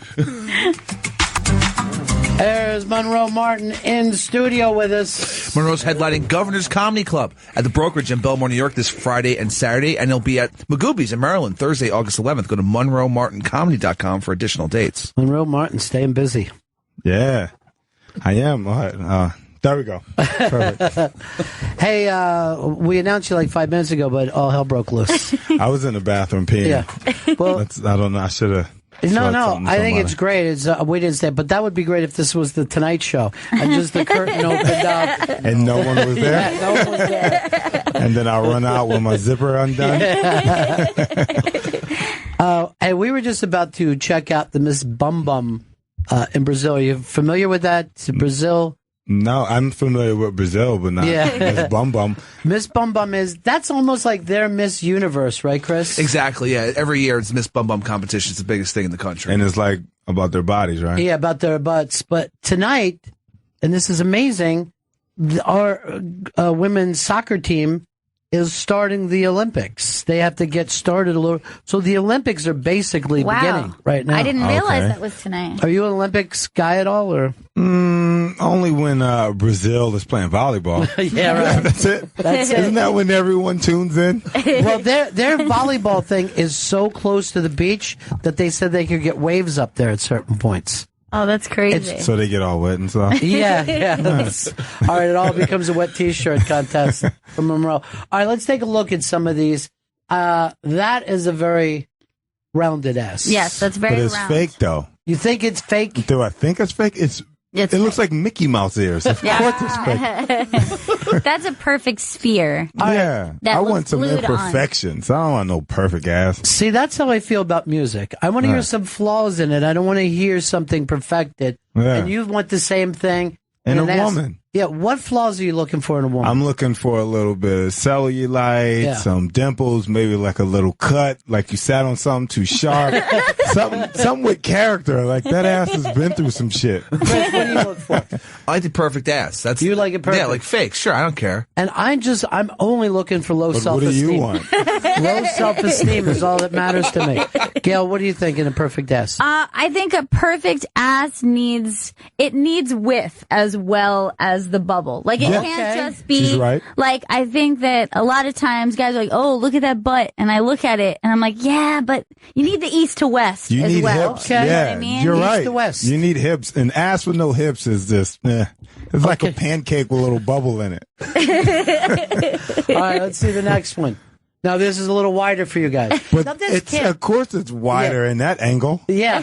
Now, Chris, they don't actually, they're not going to appear on TV this way, are they? Almost like this way. I mean, they'll have like official costumes, but it'll be just as skimpy So as this is the Instagram of the women who will be competing. Yeah, these are all It's the not like contestants. the photos that will Monroe, be and judged. by the way, if you want to follow along, this is all up in the eye bag, but Monroe's thought is she's using angle to protrude You want to just see him come in and stand flat-footed. Yeah, like even if she had a flat butt, it'll look like she had a fat ass. Yeah. Monroe, I would have no problem putting you up as judge for this. You think? Oh, I would love to get paid to be judge of this. I'm like, we need to see her flat-footed, back straight in the kitchen. I will just let you know there is a freckle there on the right cheek. Well, I can't see a little imperfection. So. Oh, but how do you know it's a freckle and not a speck on the screen?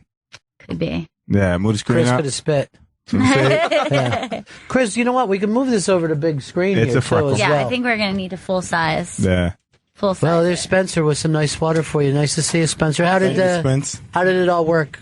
I mean, I was gonna get him water though, and I told him to like wait outside though for me. Yeah. And he didn't do what he was told? No, they came and got me. Yeah, he had Come to over use the bathroom. come over and use the mic. Yeah, he had to. As I was getting his water, he told me he had to use the bathroom, and so then I had to come back. And I thought he was still in the bathroom, though. I was getting a little concerned.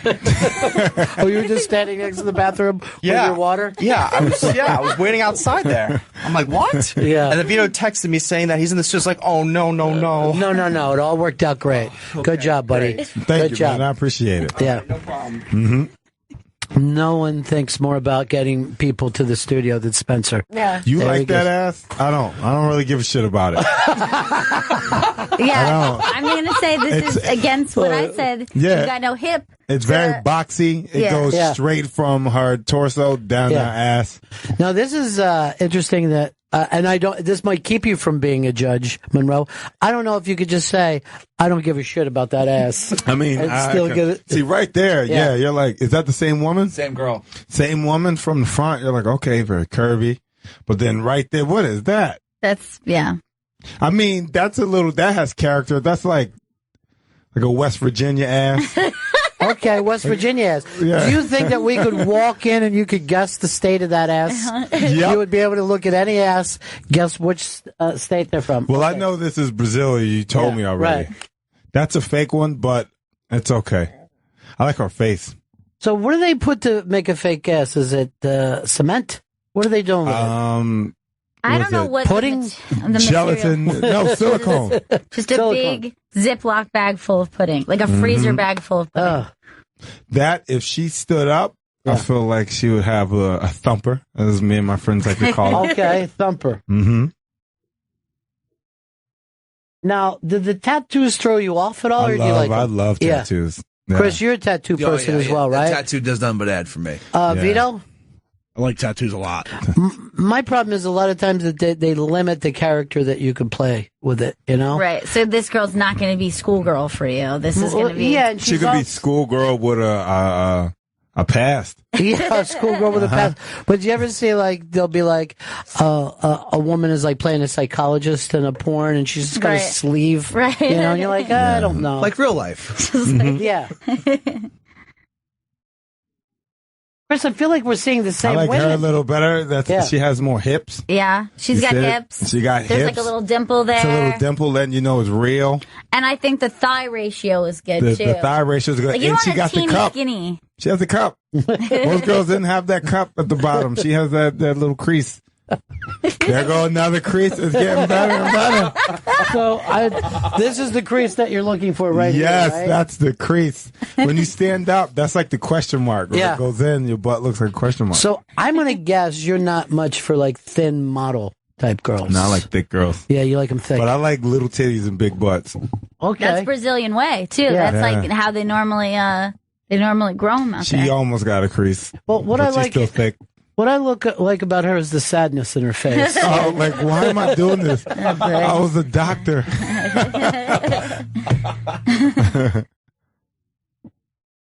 All right, another half sleeve there. Little, yeah, but I think she's sexy. And even go back one. She got a little something, but you can see that. Even dimples there in the thigh, which is surprising for Miss Bum Bum. Got hot mom butt. Miss Bum Bum is up on the Interbank today, and Monroe Martin is our judge as we do this. He seems to be an expert. Looks like he's put a lot of thought and time into it. Oh, I had a lot of time in high school. Yeah. And Chris is going to read out his dates. Monroe's headlining Governor's Comedy Club at the Brokerage in Belmore, New York, this Friday and Saturday. Go to brokerage.govs.com for tickets. And he's performing at Magooby's in Maryland, Thursday, August 11th. Go to monroemartincomedy.com for additional dates. Chris, I'm sure he likes stopping in and looking at butts, but he still would like to get his plugs in. Yeah. People need to come out and see this. Plug it, bring that butt. Any woman who wants to come in and be judged can do so. All right, here she is. She's crazy hair. I like her. I like it. Yeah. I like her a lot, but let's see the frontal. Yeah. She got me. What I like about her is there's at least 4 different ethnic things going on there. Yeah. But her butt is fake, though. Oh, is it? She got hips. So? Yeah, but that thing is fake. I feel like they should be like steroids in baseball. They should be tested for it. But that's where, what do you got? Colombia, Brazil, they all do that over there. They go over there and... No, this girl, I think, could win it all. You think so? Yeah, I think she could win it all. I don't know. You not digging her? I don't know. She looks white. Not saying there's anything wrong with white, but there's no, Yeah. You want a little ethnic. Yeah. Yeah.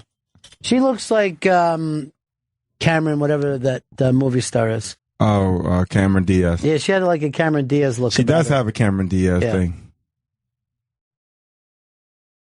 Nobody's jumping at this one. Yeah, we're all like this. All right. Next one. But you know what? She doesn't even want to be there. Look at her face. She's actually angry. She looks like she's yelling at her kids. Well, get off the shot. She needs money. She needs it immediately. There's a thing up of a 57-year-old woman today. It's up on the Interbank.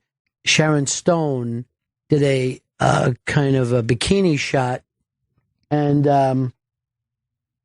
there she is at age 57. That's Sharon Stone? That's Sharon Stone, yeah. Good for her. Yeah. She's still keeping it up. She still got it. Well, that's the thing. Someone said to me, I hope I look like that when I'm 57. I go, you don't look like that today. Yeah. You have to remember. This is a conversation I have with my girlfriends all the time that they'll be like, oh my God, like Helen Mirren or something. I'm like, yeah, you don't have a chance at that. Look like that now. So what's not going to happen? What are you doing to look like that? If you ain't doing anything with it, it ain't going to happen magically. You're not going to wake up at 50 like, holy shit, I got a new body. This is great. Really grew into myself. Uh-huh. Well, I was watching it on the new Page 6 TV show, too, and one of the women was like this, we're greater later, and everybody was applauding. I'm going, but I saw her when she was in her 20s, right? She was in a small part in a terrible Ryan O'Neal movie, and if I was a movie producer, I would have hired her right there. You know what I mean? Like, she was stunning.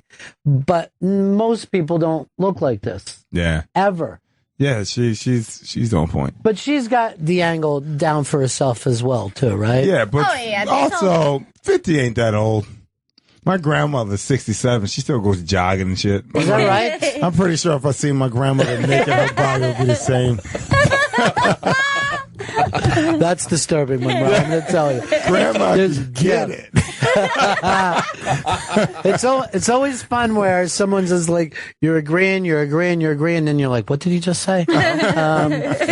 He's in an odd Donald Trump area right now. I like anything anywhere that causes immediate silence. Me too. It's my favorite part of any stand-up is when suddenly the audience isn't with the guy after being there for 25 minutes. I love that awkward moment. Like, we're riding, and then boom, y'all just like, I'm like, up, but I don't retreat. I'm like, I'm going to go deeper into that. Whatever made y'all not like me, let's explore it. Yeah, right. Well, the thing I like about shooting cops is, and then suddenly the whole room is, what? You can never get it right the first time. Monroe Martin's in studio. There he is. He's right there for you. He's headlining Governor's Comedy Club at the Brokerage in Belmore, New York, this Friday and Saturday. Go to brokerage.govs.com for tickets. And he's performing at Magooby's in Maryland, Thursday, August 11th. Go to monroemartincomedy.com for additional dates. Come out. Where are you from originally? I'm from Philly. From in Philly? Philadelphia. Yeah. Not like where white people say they're from. They're like, I'm from Philly. I'm from like fucking Belmore or something like that. Bluebell. Yeah. So you never even got outside of Philly much, No, right? I did. Because in foster care, I was in group homes and Scranton and Devereaux, Brandywine, like outskirts. So I lived all over Pennsylvania. Yeah, I'm from Delaware County originally. Okay, Tina Fey's from there. Yeah, well, Tina Fey she's from Upper Darby. Upper Darby, but past like 69th Street area. Yeah. That's like even further. Right. Yeah. But she'll say no. My boyfriend is exactly like he's from Upper Darby. He's Upper Darby, and I'm pretty sure he was like a block away from where Tina Fey grew up. Yeah. So that's like right on the edge there. And then you get on the other side of that, and there's like mansions. It's like that the mainline district, and those people will still say, "I'm from Philly." Well, mainline is technically still Philly. Is it really? Yeah. It used to be called what is it, Main Street Road or whatever. Right. That's where all like the NBA players and stuff they would live. That's where Cosby is out there. Yeah, well, that's where he's lurking. But yeah, that's where that's still technically Philly because that's like West Philly a little bit, I believe, like mainline. I always keep St. Joe's is up there. Yeah. I always keep it almost on the other side of West Philly, though. But it does fall into that. But it's just beautiful, beautiful area. Yep. And then you don't have to go that far to get crack. You know what I mean? Like you have a nice home. Oh, they'll deliver it to you now. They'll bring it out. They got an app for that. But that's a specific point of view, I think, when you're born in Philly. You know what I mean? It's a specific, there's a thing of, okay, we're going to fight hard and we also don't believe we can win. You know what I mean? Like, that is the mentality of Philly. Yeah. It's almost like that Rocky movie, like the first one ended with him losing and everybody in Philly went, oh, this was a great movie. But then everyone else had to say, can you remake that where he does win? You know what I mean? But Philly expects to come close, like the Eagles. They'll have a good team. No one thinks they're going to win the Super Bowl. Because it's weird. The thing in Philly is we don't like winning. We want to win, but we want to come close to winning. Yeah. Because we love being the underdog. Yeah. Yeah. But we're mean as shit to everybody. Yeah. We got a lot of good performers, but we give them the hardest time before they break. But then once they break, they never come back. They never come back because they remember. The fuck out of there. Yeah. But because you got New York, which is 2 hours away. Yeah. Which is where everybody goes to, follow their dream. And then you got DC, which is not that far, which is also 2 hours away. And it's super political. And then, we're in the middle. Like, hey. Yeah. What's up, y'all? But it is, some people consider it the worst sports fans, but they're very attentive. What about Pittsburgh? Pittsburgh is a strange thing because most of the people who were born in Pittsburgh were forced to move, used to work in those places. So Pittsburgh is one of those places where a lot of people live now that weren't born there. Oh. Philly, it's always funny how people are surprised when anyone is even going to move. You know what I mean? Like, they really, they'll run down the place, and then someone says they're going to move, and they're like, what? You're crazy. Where you moving from? Why are you moving? Yeah. But even the Roots used to take the train home every night when they're working for Jimmy Fallon, which is hilarious. Yeah. Because you forget sometimes. You're like, wait, I got money now. I don't have to do this anymore. But for a long time, like even after like Last Comic and I started doing the road a lot more, I was still living out of like these 18-gallon bins. Right. And my roommate was like, what are you doing? I was like, I'm not like comfortable yet. Yeah. And that's what Philly does. Philly just makes you not want to celebrate your success. You're very just like, nah. Yeah. I didn't do shit yet. It's almost like a jinx thing or like an old time religion thing where you don't want to get caught celebrating because now it's time to pay that debt for the good times. Yeah. The moment you're like, yeah, I did it, they go like, come here. Let's do this. Yeah, right. But Last Comic Standing was kind of a deal changer for you, right? It was. It came at the right time because I was getting my name up out there. I was auditioning for a bunch of stuff. I was writing for Charlemagne and Friends, his first show, and then I left that to go do Last Comic Standing, and then also I signed with an agency like at the same exact time. So everything just hit at once, and then I just kept moving. Was that your first signing? You never had an agency like that? Never had an agency. Yeah. I had a manager that I worked with, and then before Last Comic Standing, I had worked with another manager like 7 months before that. Yeah. It's always strange that there is this... there's very few jobs that your future could change as quickly as it does in comedy, because there's not a lot of expenses. So once the money comes in, you don't have tour buses and crews and all that. It goes directly to the performer. Yeah. You know? But then your thing is, because in comedy, you're broke for so long. Right. You don't want to spend it all at once. And that was hard. I was buying sneakers. I was buying my friends' food. I was like, oh, I got a show this weekend. I ain't going to pack. I'm going to just buy clothes when I'm there. I was like, what the fuck? And once I had to do taxes that first year, and my account was like, this is how much you spent. What the fuck are you doing? I'm like, oh, I gotta change that shit. That is great, though. New money. New money goes fast, yeah. I don't know whether you guys saw this thing today about Tracy in the news, but Tracy Morgan? Yeah, the amount of money that came in for that accident. And now the insurance company is saying to Walmart, they're like, hey, we don't see his career stopping. You know what I mean? Like, a lot of the money they handed over was like, this is going to be Tracy's money that he would have made, but now can't make. Right. And he's out there working. Oh, yeah. We're stand-ups. If we can be paralyzed. If our mouth still works, then we're going to do stand-up. Richard Pryor was in a wheelchair, and he was still performing. Death had to take him out. And that's the red light that you can't ignore. Once that red light comes from death. Yeah, but other than that, nah. What was the first time that you got it in your head that stand-up was like even a job, like when you were a kid? Honestly, when I moved to New York, I didn't believe that stand-up could pay my bills or anything until I moved to New York. I used to work with kids back in Philly, and like I was decent. I wouldn't say I was like good. I was working, but I was a decent comic. And the teacher I worked under, she saw like a clip of mine or whatever, and we had like multiple talks before that. She was like, you're not a real comic unless you're getting, paid from it, unless you're like supporting yourself.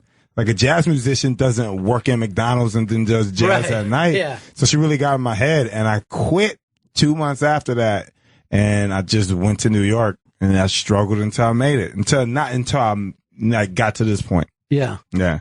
But you're still not feeling like you made it. I'm still not feeling like I made it. My new goal, because like my first goal was get on TV and you stay on TV. And now I think I'm doing an okay job at that. Now is create shows that I can be on, my friends can be a part of, give jobs to my sisters and stuff, so they don't ask me for money, but they can work for their stuff. Right. So now I want to like get to the point where I can create other opportunities. So that's when I feel successful. Yeah, there's always so much to do. It's right? So much to do in comedy. Like, look at Kevin Hart. He won't stop. And I'm happy for him, but he won't stop. Dude, I follow his Snapchats because he gets up and he's like Tony Robbins every day. He's working out. He's telling you his goals. He's going to be the CEO of something.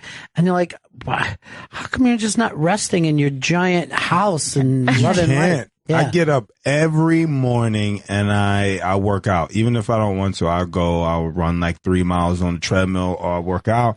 Then I'll start my day and I'll write, I'll watch my sets, I'll watch the news, I'll do whatever I can to always keep moving forward. Yeah, it is, like if you look back at the old comics, they had all day just to kick around. Yeah. They could have a drug or alcohol problem. But today... There's no time for that. Yeah, today just running your social media you can insane. Smoke weed. You can smoke weed. You can fit weed in any time. Who was your New York class? Who were the guys that all felt like you were the same level together when you... I started when I moved to New York. It's all scattered out. Yeah. I'm thinking like Michael Che, he was right before me. Right. So he kind of blew up before me. Hannibal was before me. Me and Mike Lawrence used to do and everything's happening for him now too. Everything's happening for him. He's a great comic. He is. Mike Racine, Mark Norman. Who else? That's a comic named Derek Gaines. That's a really strong class, and it seems like that happens in New York. Hassan Minaj. We went to Michelle Wolf.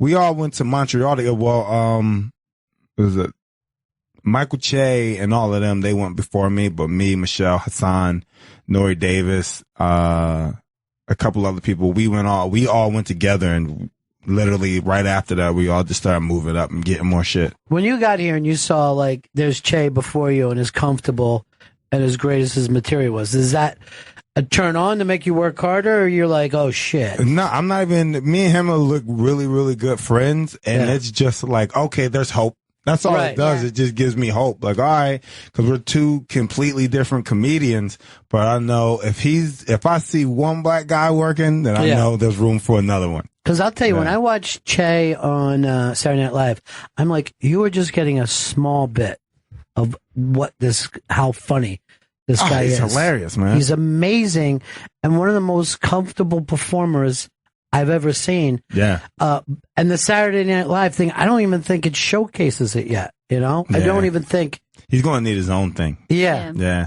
Yeah, because he really writes differently than that show writes. Yeah. You know, he writes where he's taking his time, and it's almost like a confident jazz musician, you know? Yeah, he definitely will like to, like, when he's on stage, he'll definitely, like, give you the setup, dance around it, hit you with the punchline, and tag it, then probably bring it back or take it somewhere. He's very comfortable. I like it. Yeah. Mike Lawrence is also another guy. He just went up and killed it in Montreal, winning that whole thing. Yeah, great dude. Very different from everybody else. Very different style. Yeah, I remember the first time I think I realized how like funny he was I was a new face in 2014, and he was up there doing This Is Not Happening. Yeah, Ari Shaffir show, and he did some story about losing his virginity or something, and he was just so captivating. I was like, I never realized how funny this dude was. Right. Yeah, Mark Norman, same thing. Yeah. Well, that is also that thing. It's one thing to be able to write material, but it's something else to be able to come in, tell a story that maybe something bad happened to you and other people are laughing. Yeah. Do you know what I mean? Like, people just start laughing at the way you tell a story. And having that skill is something that can benefit you in so many types of art form. Mm-hmm. So if you're a good storyteller,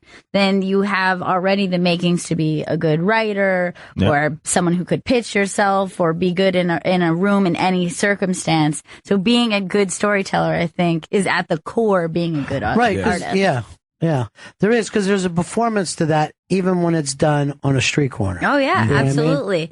I mean? People who are good storytellers when you're just hanging out and you're just at a bar and you're like, wow, that person is really talented. Right. But all you're having is a conversation. Yeah. But somebody who can have that moment. But what is worse than a bad storyteller? That's the lowest. That's your lowest point of. Where you're like, where are you going with this? I've been to dinner with people who are like, I hope a car comes through the window and just takes us out. I hope everyone is destroyed and I have to just go to a hospital and be given drugs. Some people have no idea who the story's for. I feel like the story's for them. Like they just want to say these things that happened. Yeah. Oh, it drives me nuts. Monroe Martin's in the studio. That's right. Good job, Chris. Thank you. He's headlining Governor's Comedy Club at the Brokerage in Belmore, New York this Friday and Saturday. Go to brokerage.govs.com for tickets. And he's performing at Magooby's in Maryland Thursday, August 11th. Go to monroemartincomedy.com for all additional dates. Here's something up. I don't know who did this. I think you sent in a video about the dad launching the kid in the pool. This is an NFL player, Chris. It's James Harrison. All right, James Harrison. That's how you learn how to swim. Yeah. But this is like an amazing video. It's up on the iBank. Just watch. Wait, are they mad at him? No. This is fun. This is all just fun. He's okay. Okay. But the fun part of this is watch the air this kid is able to get. And obviously some people are mad about this. That he threw his kid in the water like that? Yeah. But watch how high He's now completely out of frame. Wow. Look at the kid coming down. That kid had the ride of his life. Yeah, absolutely, right? Yeah. And they're mad because they can't do it. That's well, there's always the thing of like, that kid could have been hurt. But that's kind of life. Yeah. It's also the stuff that's like the most fun stuff about being a kid. Like watching that and thinking like, oh man, like I kind of remember that thing of kind of being chucked around by somebody who's bigger than you. And you'll never have that sensation again. There's so many things from childhood that you're just like, oh, that you're done. They teach you to throw your baby in the water because babies can swim. Look, he's coming down like he come off a 13-story building. I know. Yeah. That's insane. That's fun. Now, it wouldn't be fun for Chris because you never learned to swim. Nope. Never learned how to swim. Really? Yeah. How is that possible? I don't know. I'm from Queens. I never learned how to swim. Jesus. They got pools in Queens? Yes, there is one of the biggest public pools I've ever seen in my life right down the street from you. Yeah, Astoria Pool. It's huge. Why didn't you learn to swim there? My parents didn't take me there very often. We didn't get out a lot. What about your friends? Your friends never went, yo, let's go look at girls at the pool. I guess not. We never wanted to go to the pool. We always go too piss-filled. Well, stop being a baby. It's the summertime. He just feels like people piss in the pool. Oh, who cares? So what? You pee, add your little pee to the cocktail? I always hate when people... Chlorine kills it. When people are terrified about a pool.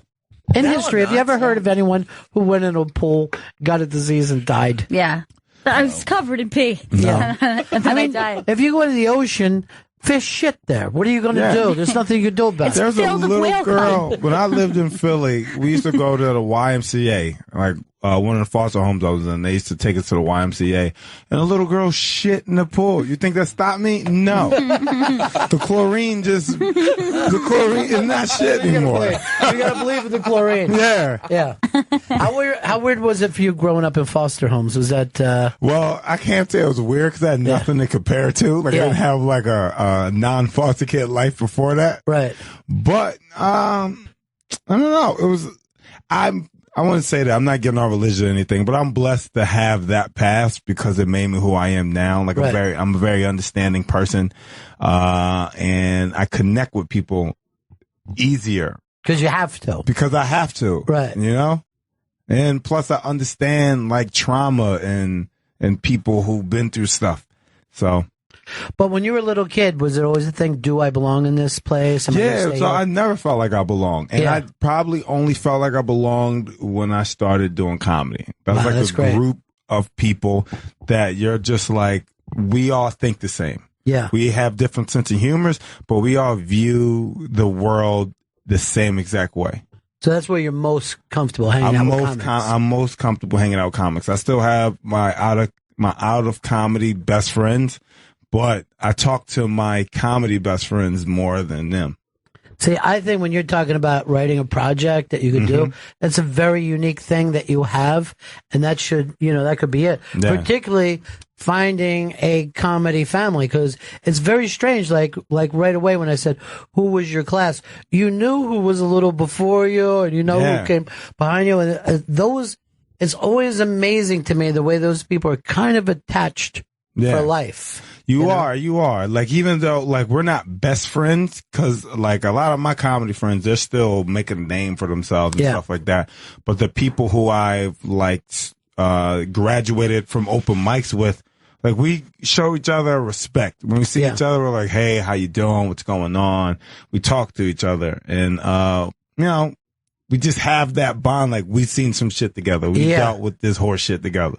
I thought that was one of the amazing things about being in Montreal was the comedy festival, was the way of this weird reunion that everybody was so glad to see each other and get pictures taken together. It's a very strange, unique vibe. And almost just as much fun and hilarious hanging out outside of the shows as it was inside. Like there's so much, it's such a tribe, and it's I'm looking for a time to hit my time cue. Thank you. 2 minutes. I still can't believe, like, comedy connects you with people you were like, oh, I used to watch that person on TV. Like, I can't believe I still have relationships with certain people I used to watch on TV. Like, JB Smooth, every time he sees me, we, like, chit-chat, and he's like, how's everything? I'm proud of you. He knows some of my family members. Really? It's weird, yeah. And he's a guy that also, to me, is a guy who appreciates every day. Like when you see him, the way he dresses, the way he talks, the way he tries to pull people in, there's just something joyful about him. Who's somebody else like that you used to watch on TV? I used to watch, who else? Godfrey is very open. Sherrod Smalls.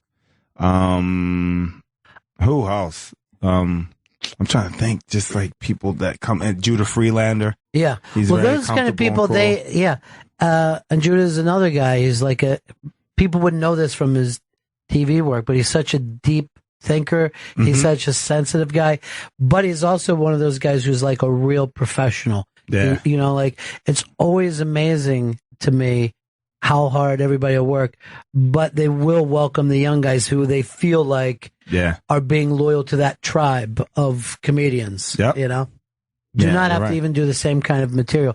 Dude, we're all a fan of you, so it was really great to have you come Thank you. I had a great time. Thank you for letting me look at butts. Yes. Anytime you want to come in and see butts, this is the place to do it. But we got to get you in more. Like I said, all of us are a big fan. Yeah, I would love to come in more. Just let me know. Chris Lugsky. Monroe is headlining Governor's Comedy Club at the Brokerage in Belmore, New York this Friday and Saturday. Go to brokerage.govs.com for tickets. He's also performing at Magooby's in Maryland Thursday, August 11th. And go to monroemartincomedy.com for additional dates. And again, if you ever get the opportunity to go out and see Monroe Martin, this is one of the best young comedians working today. And it's really cool to see you doing so well. That's it for us. We'll see everybody again in 1974. All right. Ladies and gentlemen, the evening is over. We hope you all enjoyed yourselves, and we'll see you all again in 1974. Good evening!